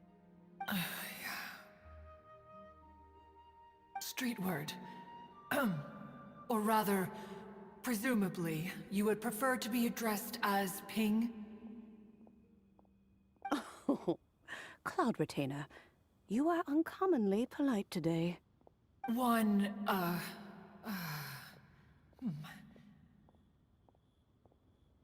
Given that Lantern Rite is almost upon us, the weather in the city is most pleasant, and a sweet floral fragrance lingers in the air.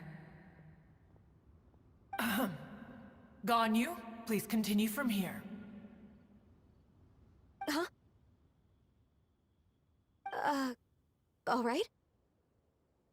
So, this all started because we were trying to help Mr. Dvorak find the Adeptus who saved his ancestor's life.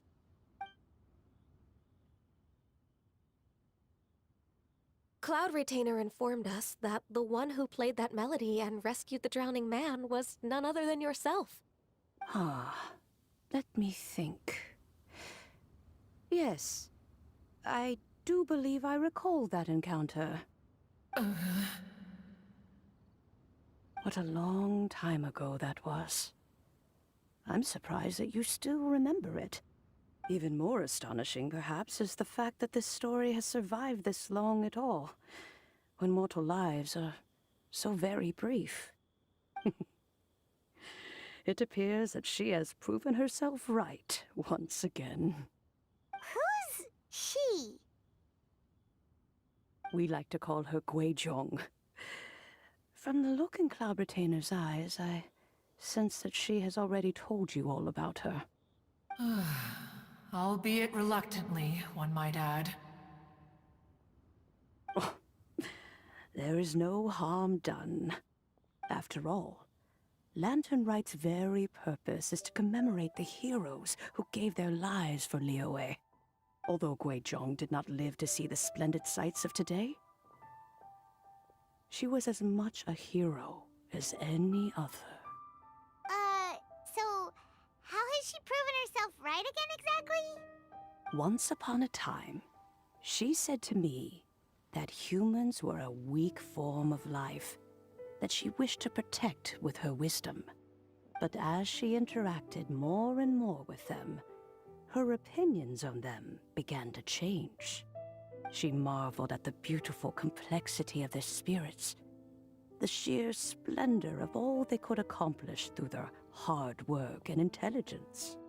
She told us that to underestimate human potential would be to make a grave mistake.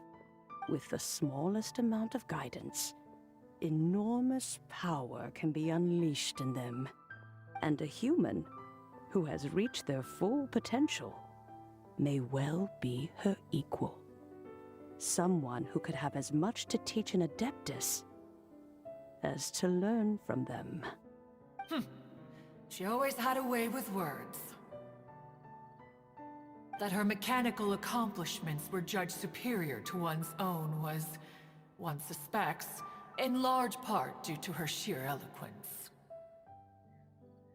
Speaking of mechanics, Cloud Retainer, do you still remember that potted plant mechanism? The one that the two of you gave me as a gift? Of course. Guizhong and one both put an immense amount of effort into that gift. It would be no overstatement to call it a testament to each of our individual technical genius. As Guizhong once said, it takes every blade of grass and every flower to make a homeland. When I see the sight of Liyue Harbor before us today, I am reminded of this. Madam Ping looks very emotional right now. Of all of us, it was Guizhong who was the fondest of these grand and exciting occasions. If she were still with us, I'm quite sure she would still be trying to best Cloud Retainer's finest works at every opportunity. Liyue Harbor is always filled with the sound of music at this time of the year. If she were here, one is certain that she would seek you out to discuss and debate the virtues of various melodies. Oh yeah, music! We've been dying to ask. What was the melody that you played back then? Oh, also, with you being such a music expert and all, why don't you join the concert as a performer? I can make arrangements right away. Oh, as much as I don't wish to dampen your enthusiasm, it's been a long time since I played this zither. My fingers don't have the dexterity they once did, and whenever I play that tune, it always reminds me of her. I start wondering what she would think of the changes I have made to her melody. There was a period of time whenever I started strumming, it almost felt like she was back again. Sitting right there on the stone stool next to me, chatting away. Skybracer and Seagazer too, looking just like they did in the old days. No matter how much time goes by, the moment that melody starts playing, it transports me right back to that time in my memory. So the past still weighs heavily on your heart? Well, I would be lying to myself if I claimed to have completely moved on. But that is not to say that grief doesn't get easier with time. Despite the sadness, I have found many things that bring me joy in life. It is simply the nature of the world in which we live that, even if one wished to mourn for an eternity, it would be a nigh impossible feat. Just look at this potted plant. Isn't it stunning? It takes an honest and open mind to confront and conquer grief. You have indeed made progress. Be that as it may, I shall leave the Lantern Rite stage to the youth of today. Well, if you're sure. Granny! Whoa, what's everyone doing here? Did something bad happen? Ah, and now we've spooked Yanfei. No, everyone's just here to give me their regards for the holiday. Oh, that's wonderful, I'm glad. Well, in that case, happy Lantern Rite, everyone. Happy Lantern Rite. Oh, I just remembered that I have some, work to do at Liyue Harbor Pavilion that I need to discuss with Yanfei. I haven't been able to find a chance until now. I will leave Mr. Dvorak in your capable hands. Cloud Retainer, Ping, We will be off for now. Huh? Does it have to be right now? Which case is this again? Hey, Ganyu! It seems Ganyu still has much to learn when it comes to the art of deception. What a pity. She has learned nothing of one's ability to carry a conversation. Since it's been so long, Cloud Retainer, why don't you stay? I'll make a cup of tea and we can chat a while. Gladly. This was one's intention as well. When you next see the Fontaine musician, please give him my regards. I'd like to wish him the very best with the concert. You got it, Madam Ping! Thank you all. I think you've listened to enough of my nattering for one day. As for that melody, I will play it for you all another time. Goodness knows I need to practice it first. Wow, that'd be great! We'll look forward to it. When that time comes, wherever her spirit may be among the countless grains of sand and specks of dust between the harbor and the mountains, perhaps she will look at the Liyue of today and steal a smile when she sees the prosperous land that it has become. All right, let's go tell Mr. Dvorak the news. Mr. Dvorak! Ah, and Kuching's here too! Thanks for helping set all of this up. Welcome back. Did everything go well? Really, really well. We found the person Mr. Dvorak was looking for. Are you serious?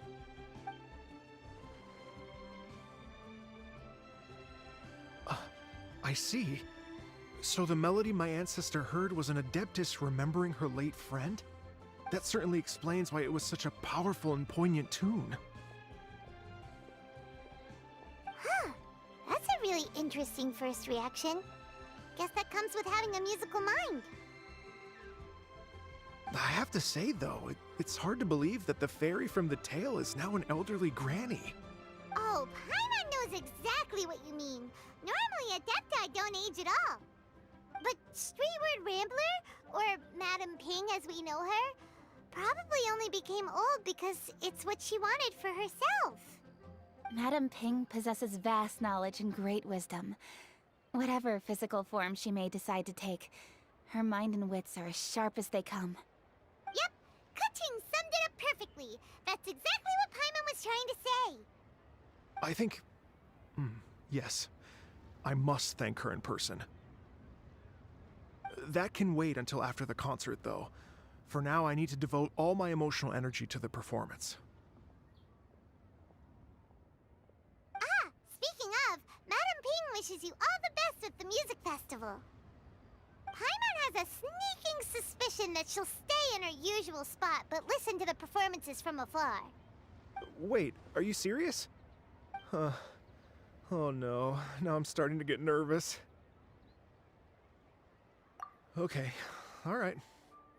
Nope, another rehearsal's in order. Please excuse me, everyone. Mr. Dvorak? He's already gone. Paimon wasn't even finished telling him everything. Before we set off on our search with Ganyu, he asked us about what music means to people. After our recent adventure, Paimon thinks we have a lot more to say about that now. Please, share your insights with me.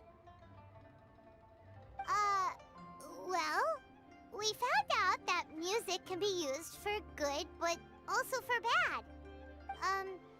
It can make people happy and moved, but it can also be sad and bittersweet. And music is like a kind of memory written in people's hearts. It can put you in touch with feelings from a totally different time and place.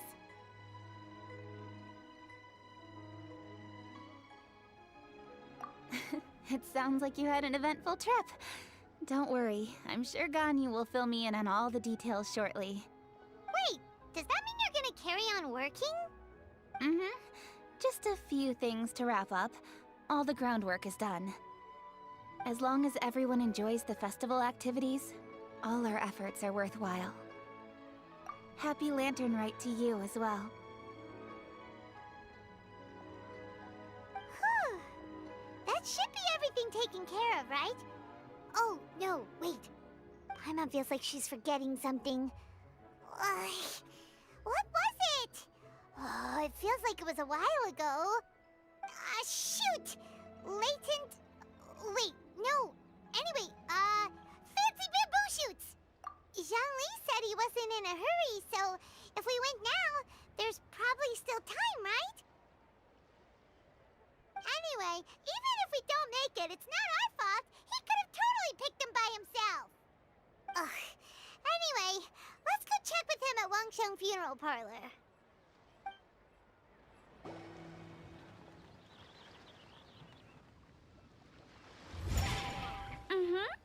Da da da da da da da da da. Da da da. Oh. All right, let's take a break here. Oh wow, look who it is! Are you here to hang out with everyone's favorite funeral director? So you're just casually practicing your rapping skills at the entrance to your funeral parlor? In broad daylight? Okay.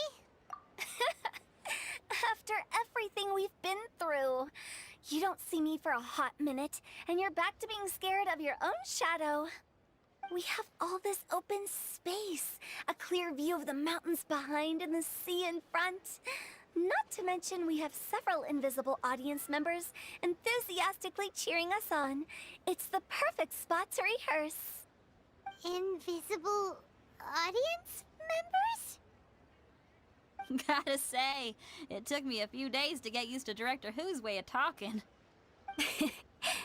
Xinyan was pretty spooked too when she first got here. Just like when she sees a frog, but a giant frog with sharp teeth. Come on, knock it off. What's wrong? I've never seen someone look so confused before. Well, don't worry, because Director Who's here to explain it all. There once was a Fontaine musician who went around town on a mission. He came door to door for his iridescence tour, looking for acts to audition. With my words, Xinyan's chords, and Yunjin as our mentor, we'll take the stage by storm with flames roaring and the whole audience calling for more. For sure! The whole dance floor will be yelling encore! Encore! Oh, now Paimon's rhyming along. But when you say flames roaring, are you sure this'll be safe? No, don't you worry about that. I'm pretty experienced on the stage, and I've already informed the Yuhong of all the pyrotechnics we're planning on using. Huh. Guess we'll just have to trust Xinyan on this one. Oh, Zhongli. He took one of those fancy meal boxes and set off for the mountains. Said he wanted to pay a visit to some old friends. It's a real pity that he couldn't be around for this. As well as being a true connoisseur of traditional art forms, he's able to appreciate Xinyan's performances too. Yeah, that's right. Matter of fact, he was the one who first invited me to perform here. To tell the truth, though, I never thought I'd really find myself rehearsing here one day. Well, now you know. The Wangsheng Funeral Parlor is a great location. All of you are always welcome to come and hang out here, especially if you're in the mood to try something new. I can speak to that. Hutao is always full of fun surprises. And jump scares. Actually, Xinyan, I have some lyric ideas for your part. Do you want to go through them together? Oh, sure thing. I'm all ears. Oh, Traveler and Paimon, I believe Zhongli was heading to Mount Hulao, so make sure you're hiking up the right hill. When you see Zhongli, please pass on this message to him. It's up to him whether he wants to support us at the performance tonight, but I expect him to make time for the upcoming banquet we're planning. No excuses. You should join us too. It'll be a riot. If there's one thing I've learned from being a funeral director, it's how to throw a party.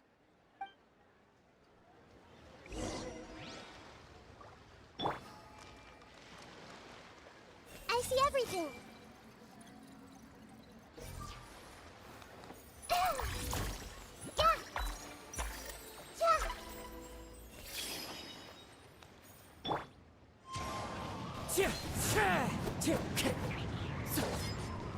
Okay, everyone. I think that... Miss you...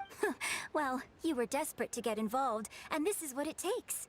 If I gave you half the chance, you'd be sipping... Hey! We could all... No. Paimon sees them! It's illuminated deer! And illuminated bird number 2! A familiar face. Have you come from Liyue Harbor? How is the city nowadays?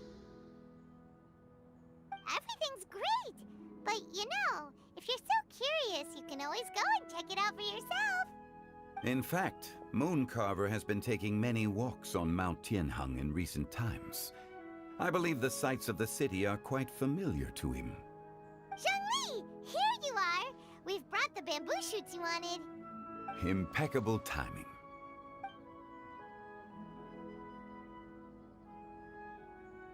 Traditionally, bamboo shoot soup ought to be slow-cooked for many hours on low heat.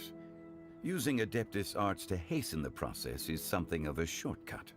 Wait, that mechanism... is that... Indeed. Cloud Retainer kindly lent me her supreme cuisine machine. Can we not just call it a cooking machine? Actually, never mind. She seems to take a lot of pride in her mechanical gizmos, so it's probably best if Paimon doesn't go changing the name willy-nilly. I trust that you found the answers you were seeking during your recent journey? Excellent. The past should be remembered, but not overly dwelt upon. Our journey should be seen as a means to take on more from the world around us. When the bamboo shoot soup is ready, I must insist that you try some for yourself. Oh, Zhongli! Hutao told us to tell you something. She said, it's up to him whether he wants to support us at the performance tonight, but I expect him to make time for the upcoming banquet we're planning. No excuses! When she says performance, she must mean the Lantern Rite Music Festival. As for the banquet, she didn't tell us anything more about that, but she invited us to come as well. As you can see, I have a prior engagement with 2 Adepti friends of mine tonight. Please, give Director Hu my best wishes for the performance. As for the banquet, since the Director insists, far be it from a mere consultant like myself to refuse. Yay! Then we'll see you there? Absolutely. Rex Lapis, the bamboo shoot soup is ready. Thank you. I will examine it right away. The appearance is exquisite, and the aroma rich and intense. The craftsmanship of this machine is commendable indeed. Since you came all this way, you should not leave empty-handed. Please, take some soup. It tastes most exquisite while still warm.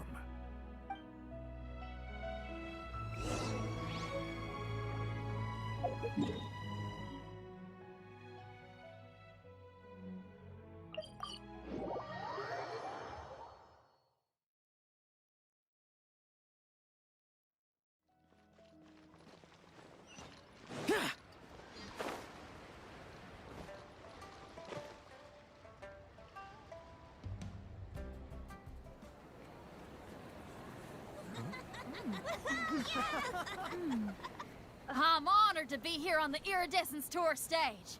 All right, without further ado, I'm Xinyan, this is hutao, and this is a little something called... The Bloom Lilies!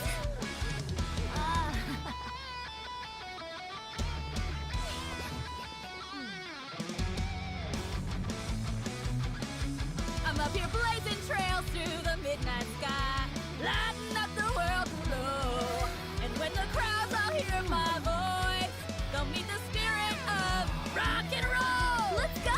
Hey, you butterfly, you too buzzing by, guiding your way to the afterlife, opening the path without a fright. Oh, I'll light the fire, watch it blaze across the universe. I'll spit my rhymes, watch it set, or you'll get burned. Hey,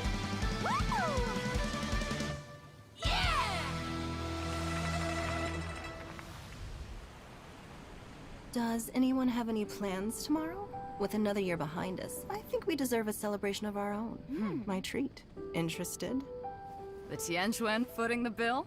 I can't miss out on that.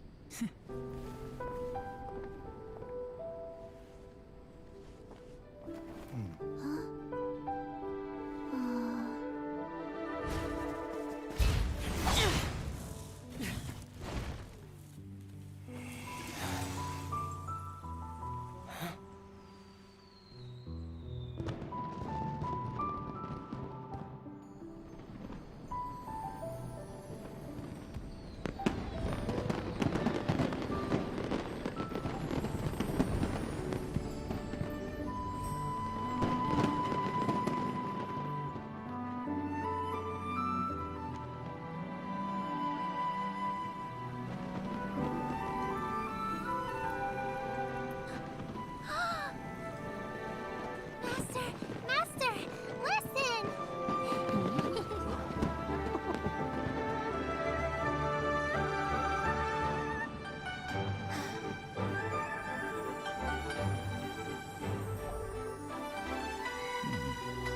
May the year ahead be a blessed one.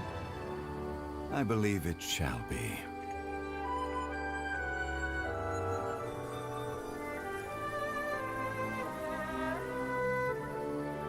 Master, the Xiao Lanterns, Ha! Elementary. One shall fashion for you a Xiao Lantern the likes of which the world has never seen. And you must take it to Liyue Harbor to display its magnificence for all.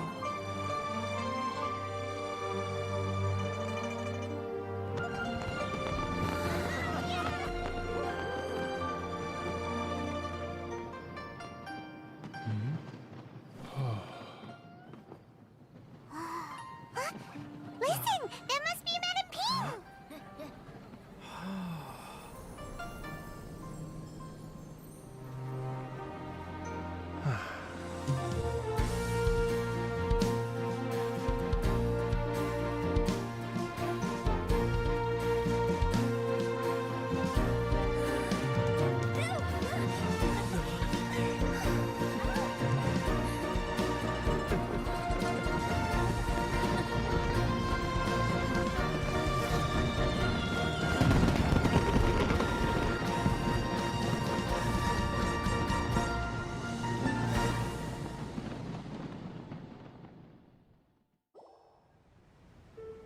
Oh, so that's how it is.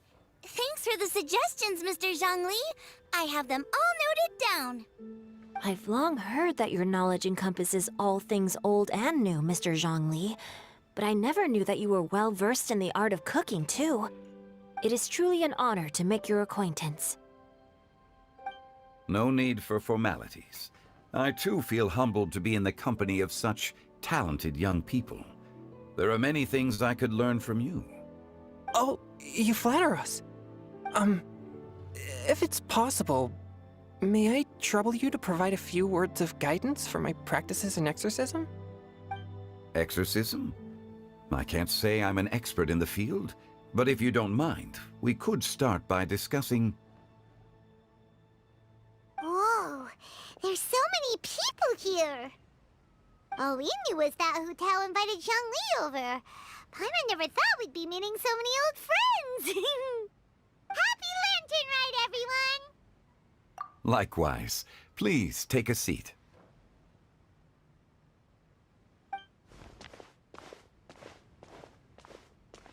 Happy Lantern Rite!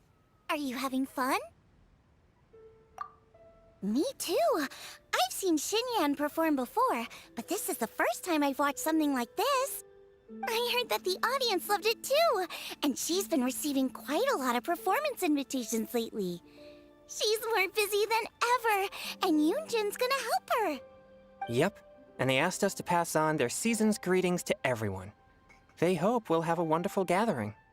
The performance was spectacular indeed. However, it gave Xiangling a huge burst of inspiration, which in turn gave us a bit of a headache. Us? Did Xiangling ask you to try out her dishes too? That, my friend, is beside the point. Watching you eat was enough for me. Come to think of it, I probably shouldn't have burdened Chongyun with eating my share too. Hold on. Xiangling came up with a new recipe? Let Paimon try! See? Someone here knows how to encourage people. Thanks, Paimon. Oh, and I have to thank Mr. Zhongli, too. He gave me lots of useful pointers that really drove it home for me.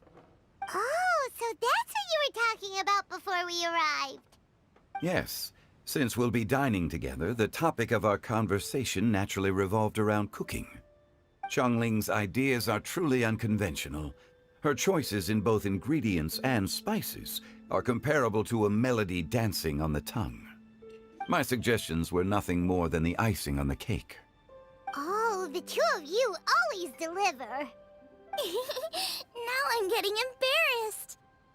Anyway, I'll get everyone to have a taste after I've adjusted the recipe based on Mr. Zhongli's advice.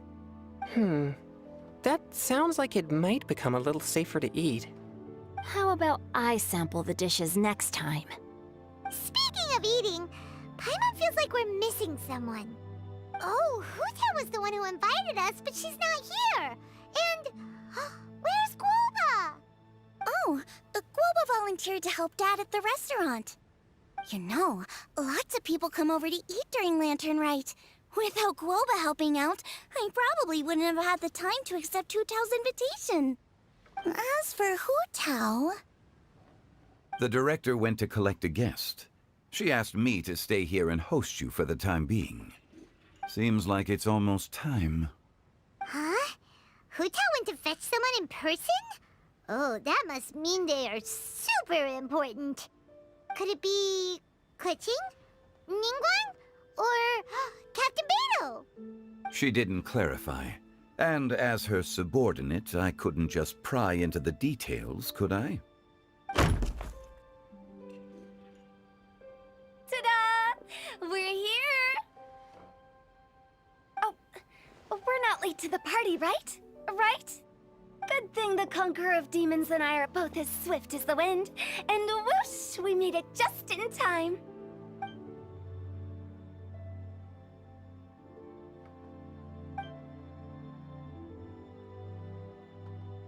Oh.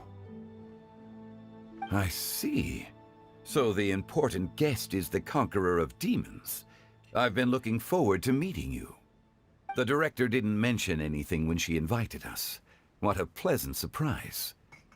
Gathered here with us tonight are not only young and accomplished individuals, but also the protector of Liyue's peace, Adeptus Alatus. To convene here with all of you is indeed a great honor.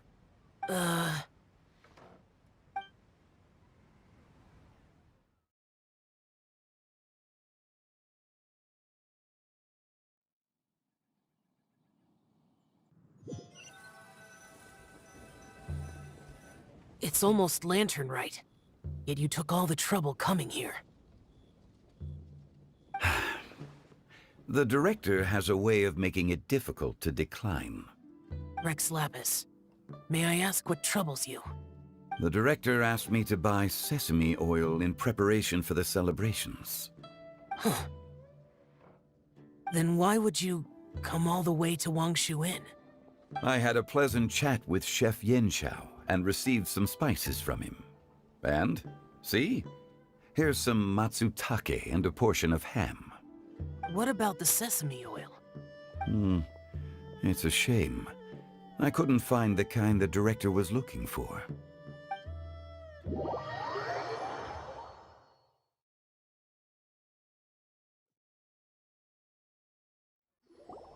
I'm sure you're exaggerating, Zhang... Sir. There he goes again. Enough with the pleasantries. Go let our guests take a seat. Everyone here today is well known in their own field and has probably heard about one another to some extent. Some of us are even old acquaintances, so there's no need to be this formal. I heard that the Conqueror of Demons and the Traveler are pretty close, no? Great! You two sit together. You should take a seat too, Director. Oh, finally remembered me? When we arrived just now, the host at Xinyue Kiosk told me our dishes are almost ready. Perfect timing. Let's not wait any longer and ask them to bring out the food.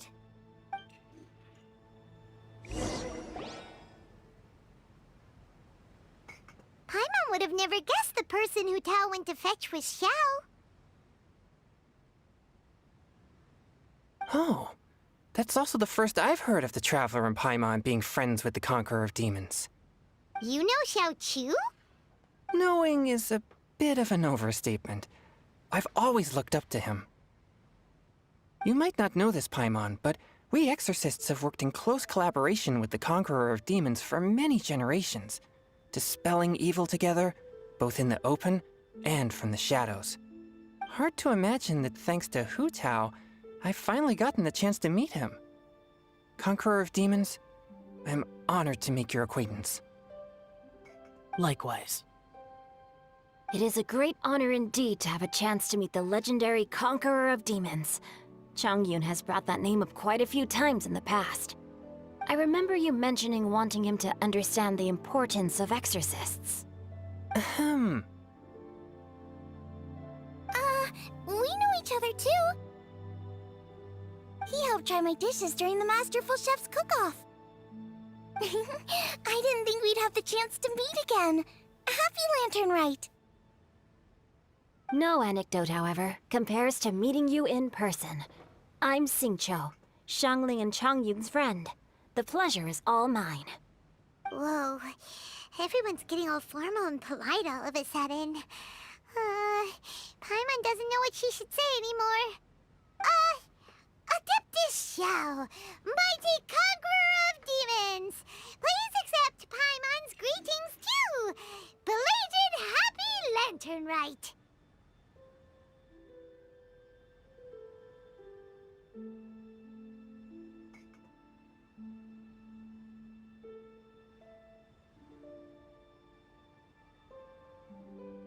Paimon tried very hard to look for a fancy word, okay? Don't be too harsh on Paimon!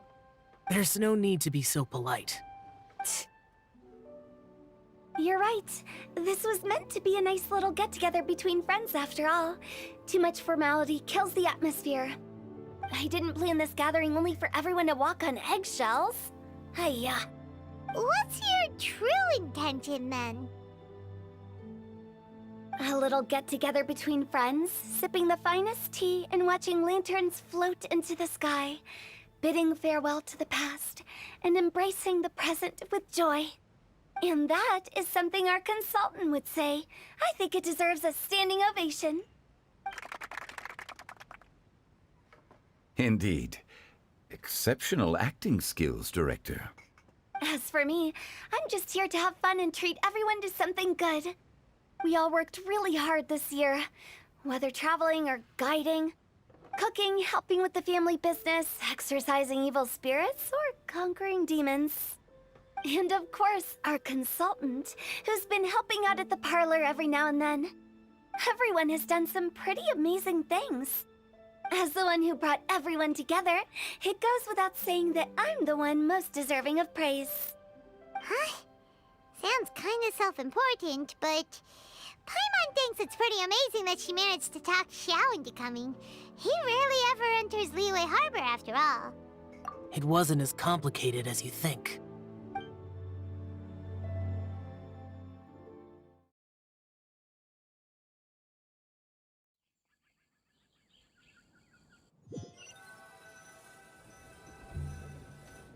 Okay, gotcha. Thanks, boss lady. It's not boss lady, just boss.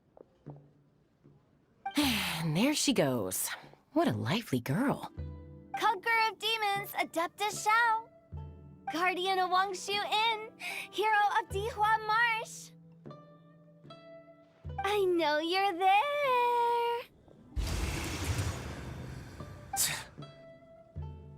Quiet. Do not disturb the peace. Sorry, but you wouldn't show up if I didn't yell your name, would you? I know you. You're the 77th director of Wangsheng Funeral Parlor. Is there something you need?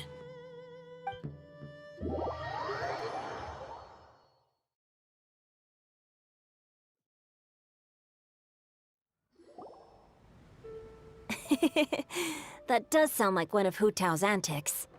Did the Conqueror of Demons agree to come so that Hutao would stop pestering him?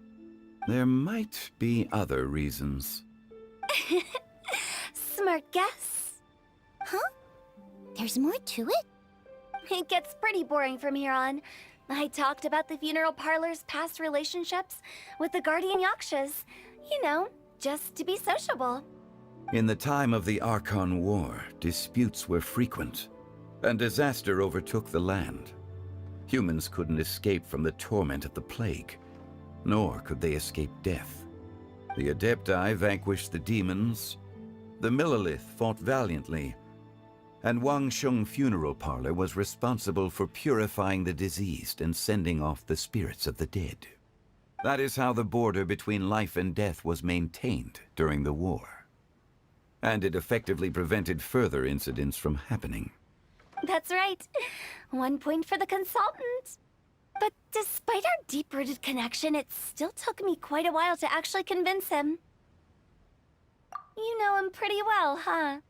This matter is out of my control, so I need to be cautious. True, but I've kept that in mind too. That's why everyone here today is in one way or another acquainted with elemental power. Besides, it'll only be for a short while as we dine together. There won't be any lasting consequences. But I didn't expect there to be so many people. There's no need to worry, Conqueror of Demons. We're not feeling anything unusual so far. Our young exorcist over here is protected by his pure yang energy, so he's probably the most resilient. That's not the same. And did you just toss your carrots into my bowl? Hey, don't look away. Huh? What? I'm siding with Chongyun. I saw that too. You're lucky Guoba isn't here today. He hates seeing people being picky with their food. If he'd seen that, he'd definitely make you eat all your carrots. Huh? Guoba would do that? Is he that uncompromising? But now that I think of it, Xianglin told me that Guoba used to be the stove god. It sounds like you've heard the rumors.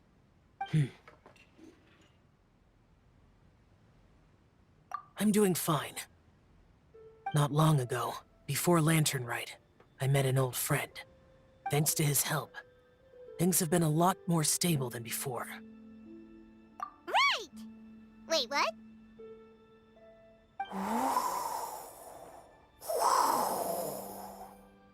Seeds of story, brought by the wind. And cultivated by time. Did Paimon just unconsciously complete that thing? That voice. Could it be?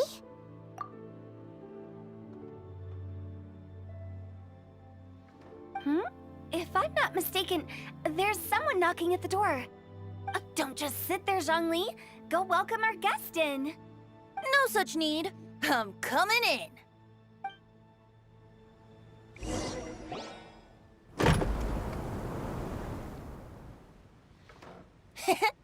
You finally let me in. Hello, hello. No matter if we've met before or not, this moment marks a brand new encounter. Old friends and new. Happy Lantern Rite. Oh, it's the tone-deaf bard. Oh, he seems to carry a valiant breeze wherever he goes. It looks like we're gonna be friends. Fate has brought us together, so come on, take a seat and be my guest.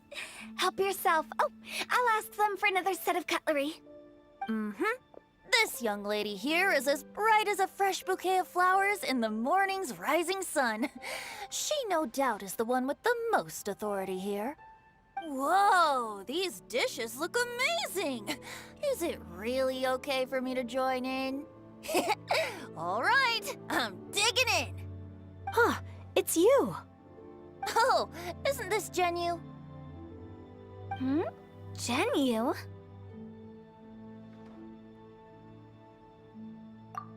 Yep. Now that I've taken a closer look, you're a fan of Genyu's works, aren't you? I met Xingqiu at a light novel convention. Ah, how I wish we'd met sooner. I never expected that there'd be another person in this world who could interpret Genyu's new novel as thoroughly as I could. Venti, you're being too humble. Considering your poetic talent, your fundamentals are way more impressive. Could this new guest be Master Xingqiu's friend? Yeah! Xiao, you remember me too, right? We had a chat not long ago. Yes, yes. Monsters become more active than usual as we get closer to Lantern Rite. I was patrolling Dihua Marsh a few days ago, when I happened to run into this... You've already forgotten? I'm a bard, remember? And bards go around singing wherever they like. Oh, right. And this bard was performing in Dihua Marsh. It was a moving melody, and it made me feel relaxed and at ease. I couldn't help but stay and listen. Thank you for your patronage. I understand now, too. I'm Zhongli, currently working at the Wangsheng Funeral Parlor. It's a pleasure to meet you, new friend. Mm-hmm. And I'm his boss. Oh, and if there's anything unsatisfactory, let me know anytime. That's very considerate of you. Oh? No wonder. Only a boss as savvy and reliable as you would be able to hire such an impressive consultant. Oh, you're too nice, Venti. Not to brag, but our consultant truly is impressive. His knowledge extends across the stars and the land, and there's nothing throughout history that he doesn't know. From the sophisticated way he speaks, it's hard not to suspect that he could very well be an adeptus in disguise.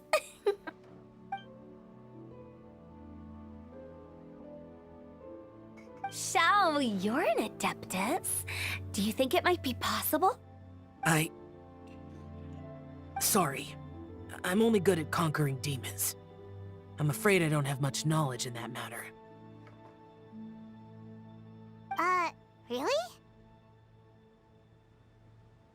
But Paimon thinks you're super knowledgeable. Huh? Oh, right!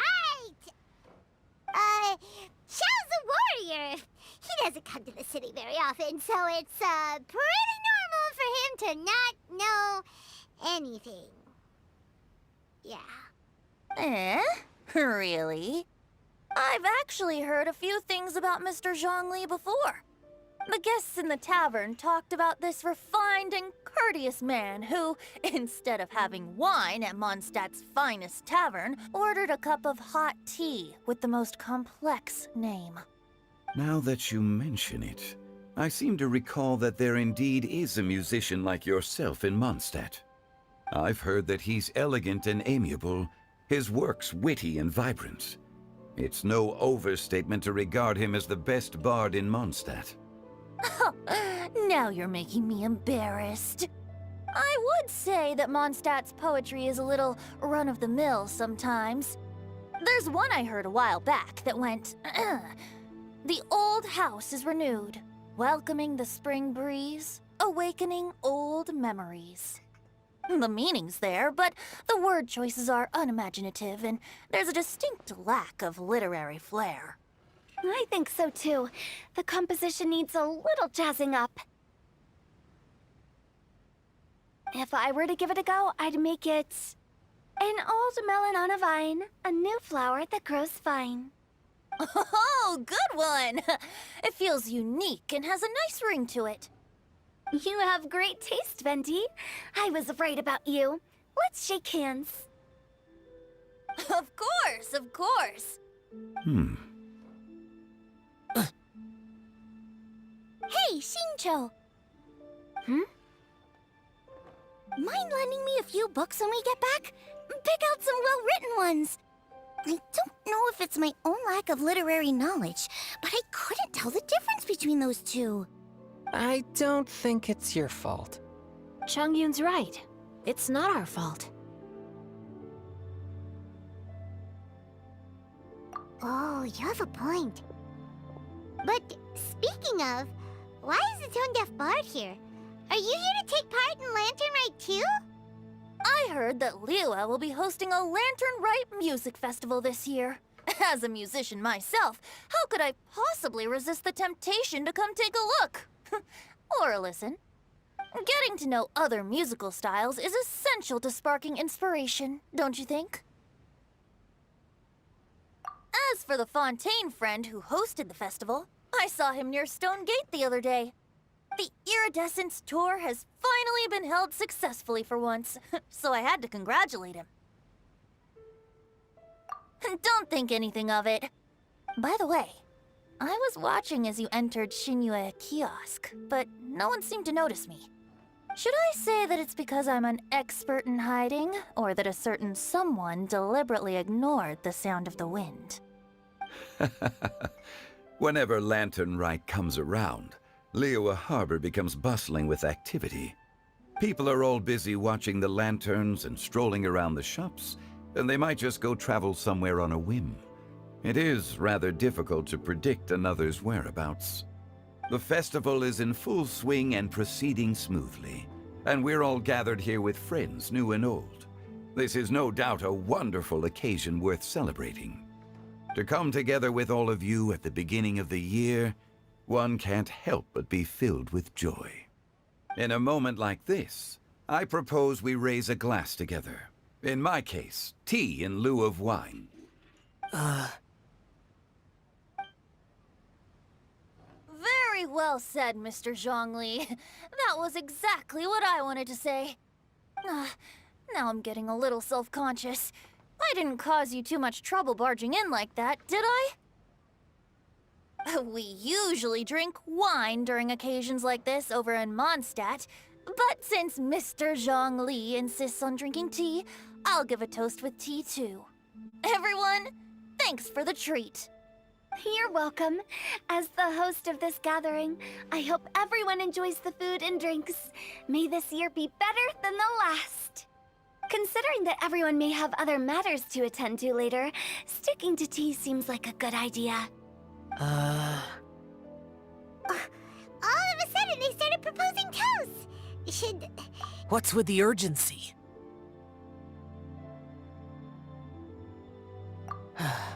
Sure. Have you two finished eating? It's always nice to have a breath of fresh air after a meal. Helps with digestion. Paimon will come too. Yeah? Okay then. Don't forget to come back.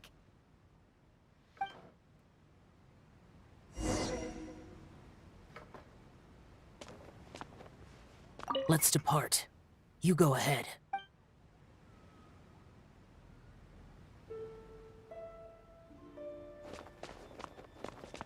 It seems like our new friend is an expert in wine. I deserve no such praise. I only drink for fun. It's nothing compared to your expertise. I'm glad we're only having tea today. What if I got drunk and said something nonsensical? I'd surely become an object of ridicule to someone I've just met. No such thing.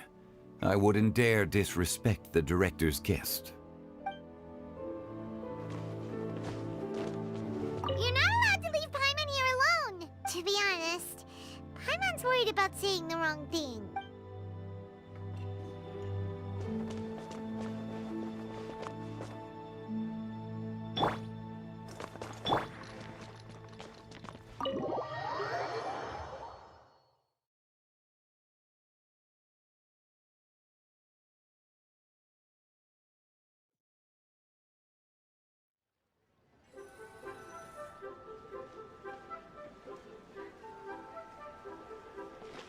Are you all right?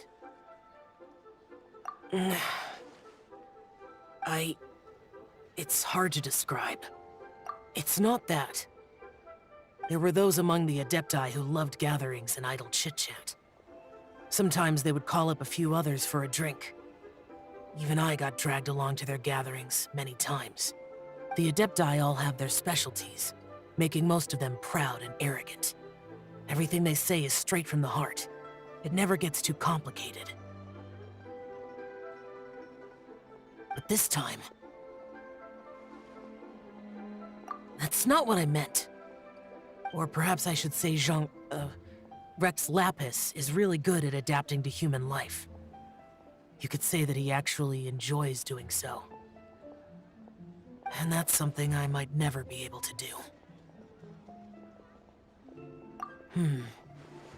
That does sound like something you would say. No matter. I know my circumstances. Whenever I think of the ordinary conversations I've had with you, it feels strangely novel. Yes. The parlor director went out of her way with the invitation, so it was difficult to turn her down.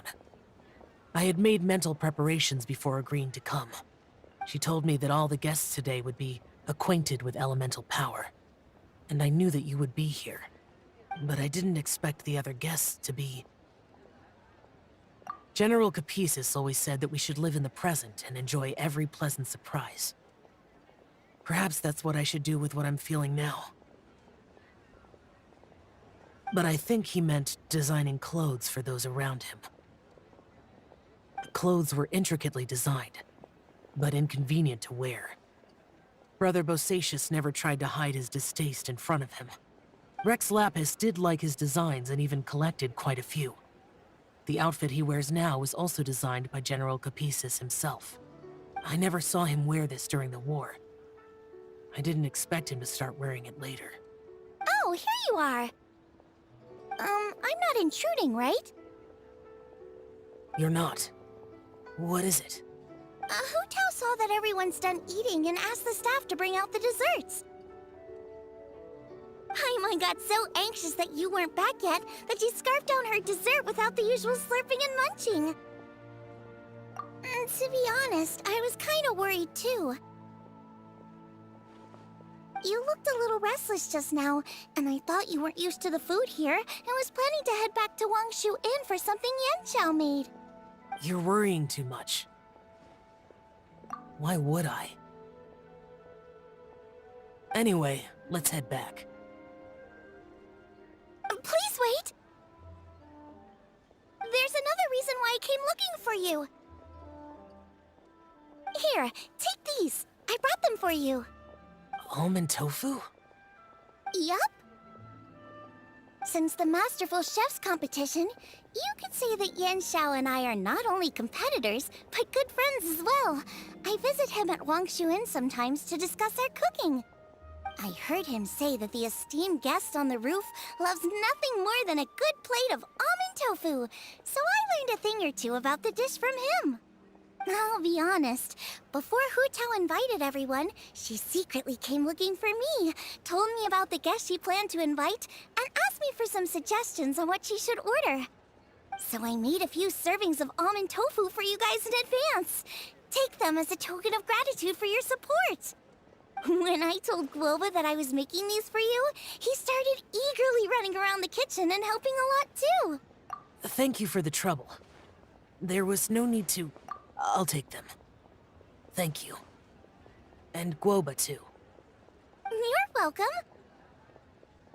Oh, the almond tofu I made probably tastes and feels a little different from the type Yanxiao cooks. Please let me know if there's any improvements I should make. Okay. That's all. Alrighty, we should head back now. We can't keep Paimon waiting.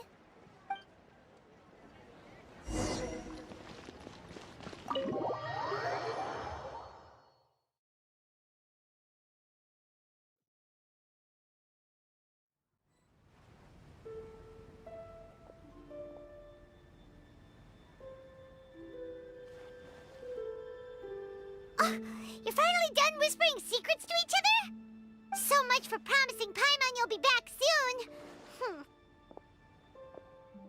How could you say that to Paimon? In that case, besides having no sense of time, Paimon will let you know what having no sense of fullness looks like. Your dessert is all Paimon's. Sorry to keep everyone waiting. No worries, we're all just chatting here. There's no serious business to take care of. Whether we're chatting outside or inside, it's all the same. Paimon's too busy eating to talk to you. But even though we're all well acquainted by now, I think this festive gathering deserves something ceremonious. Oh? Is this some local custom? Nope. This is something I made up so that good luck will be on our side, that's all. Spontaneity is the best choice to make here. Let's use this incense burner on the table. It's been lit for so long now that the incense is running out.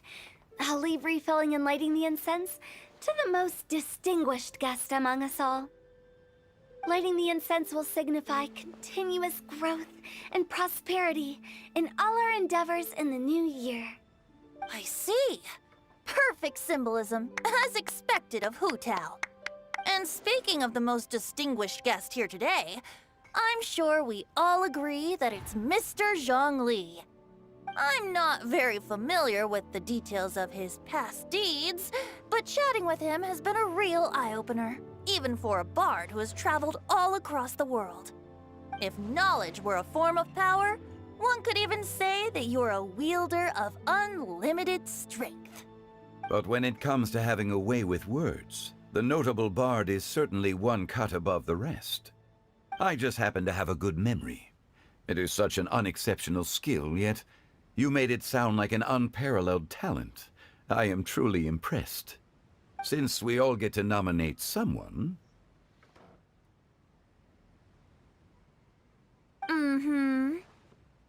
I think it's only fair that we let the parlor director light the incense. Huh? That won't do. Don't flatter me just because I'm your boss. We are looking for the most distinguished guest here. As the host, I shouldn't be involved in this discussion at all. Now that we've enjoyed this table full of delicacies, how about we let our one and only chef here do the honors? Is this really the way this works? I didn't cook any of these dishes. It's not a big deal. Just look at her!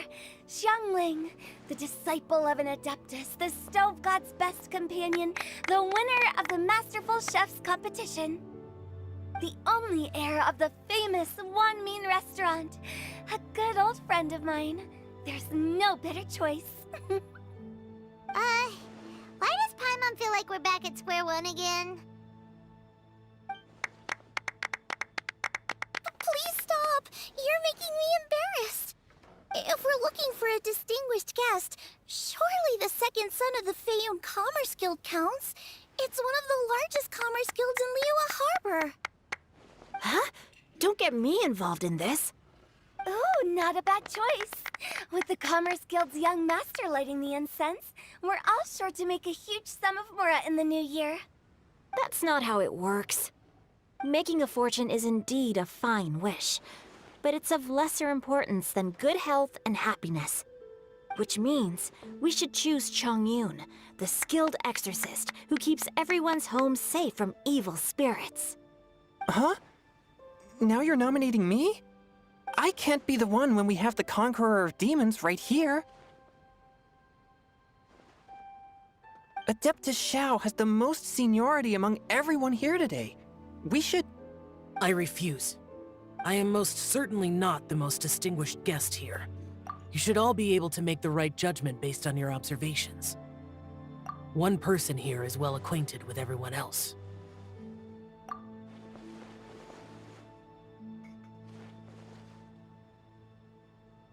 Oh, that's right! Even though you're always mocking Paimon, you're still pretty popular with other people. No, wait! Paimon said she wouldn't talk to you again. Huh? Who else is there? Huh? Huh? Does that mean Paimon's the most distinguished guest? Oh, well, that was unexpected! I agree. Paimon's just the one we need.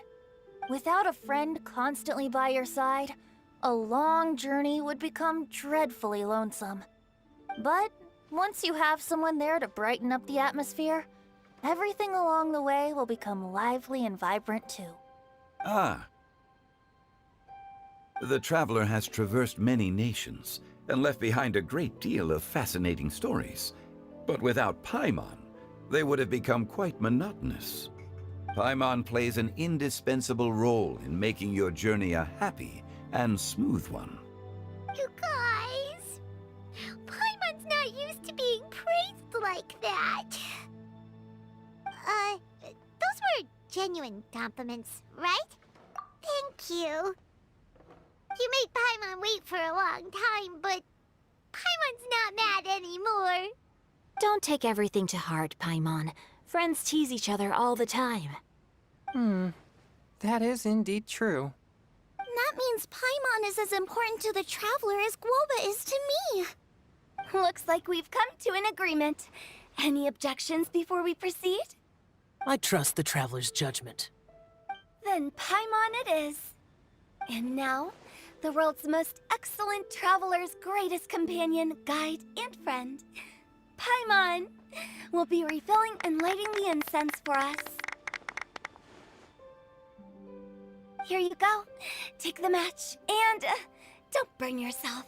But if things go really wrong, here's the 2-for-1 coupon.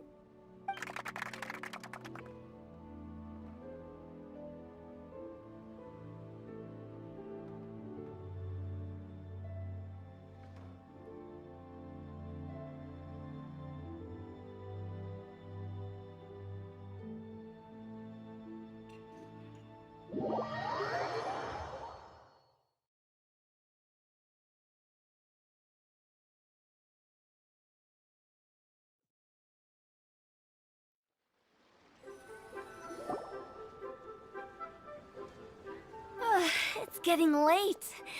I won't take up any more of your time. You're all free to go as you please.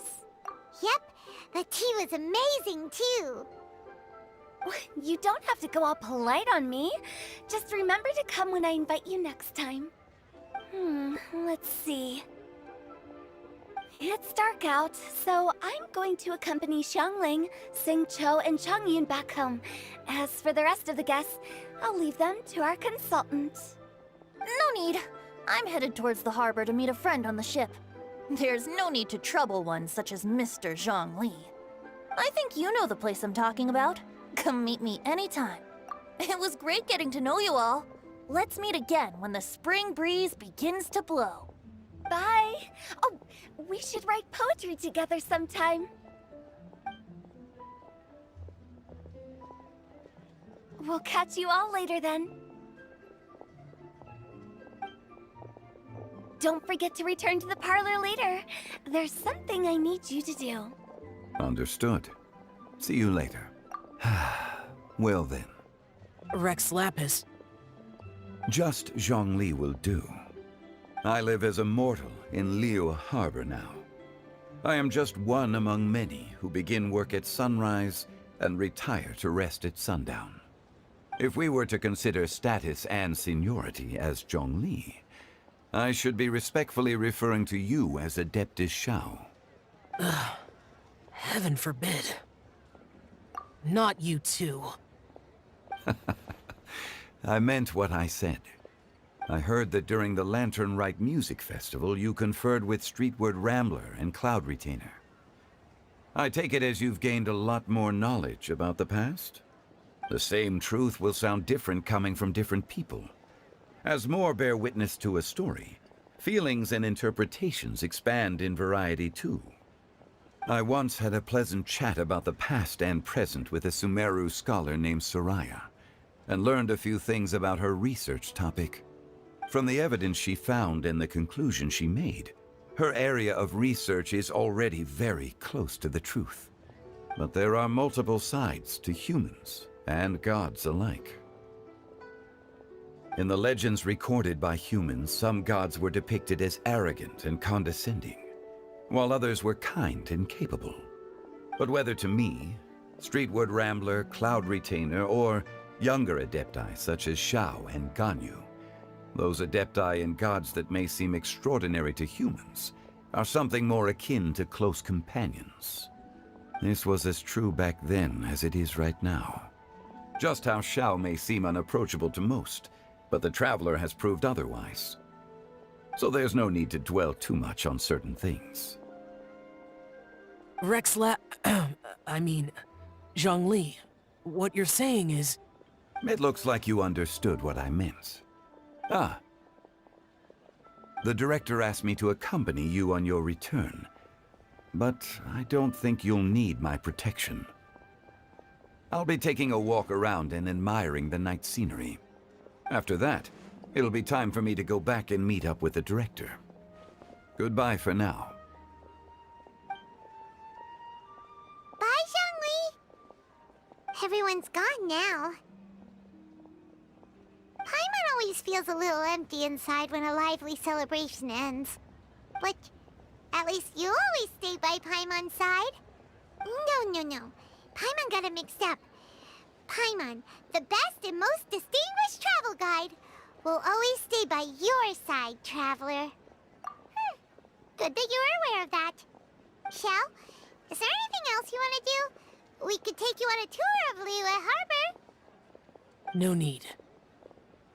I've stayed here for much longer than I had expected. The city lights are a fine sight, but it's time for me to leave. The events of today occurred so abruptly. I appreciate your kindness. Okay. I'll see you next time, then.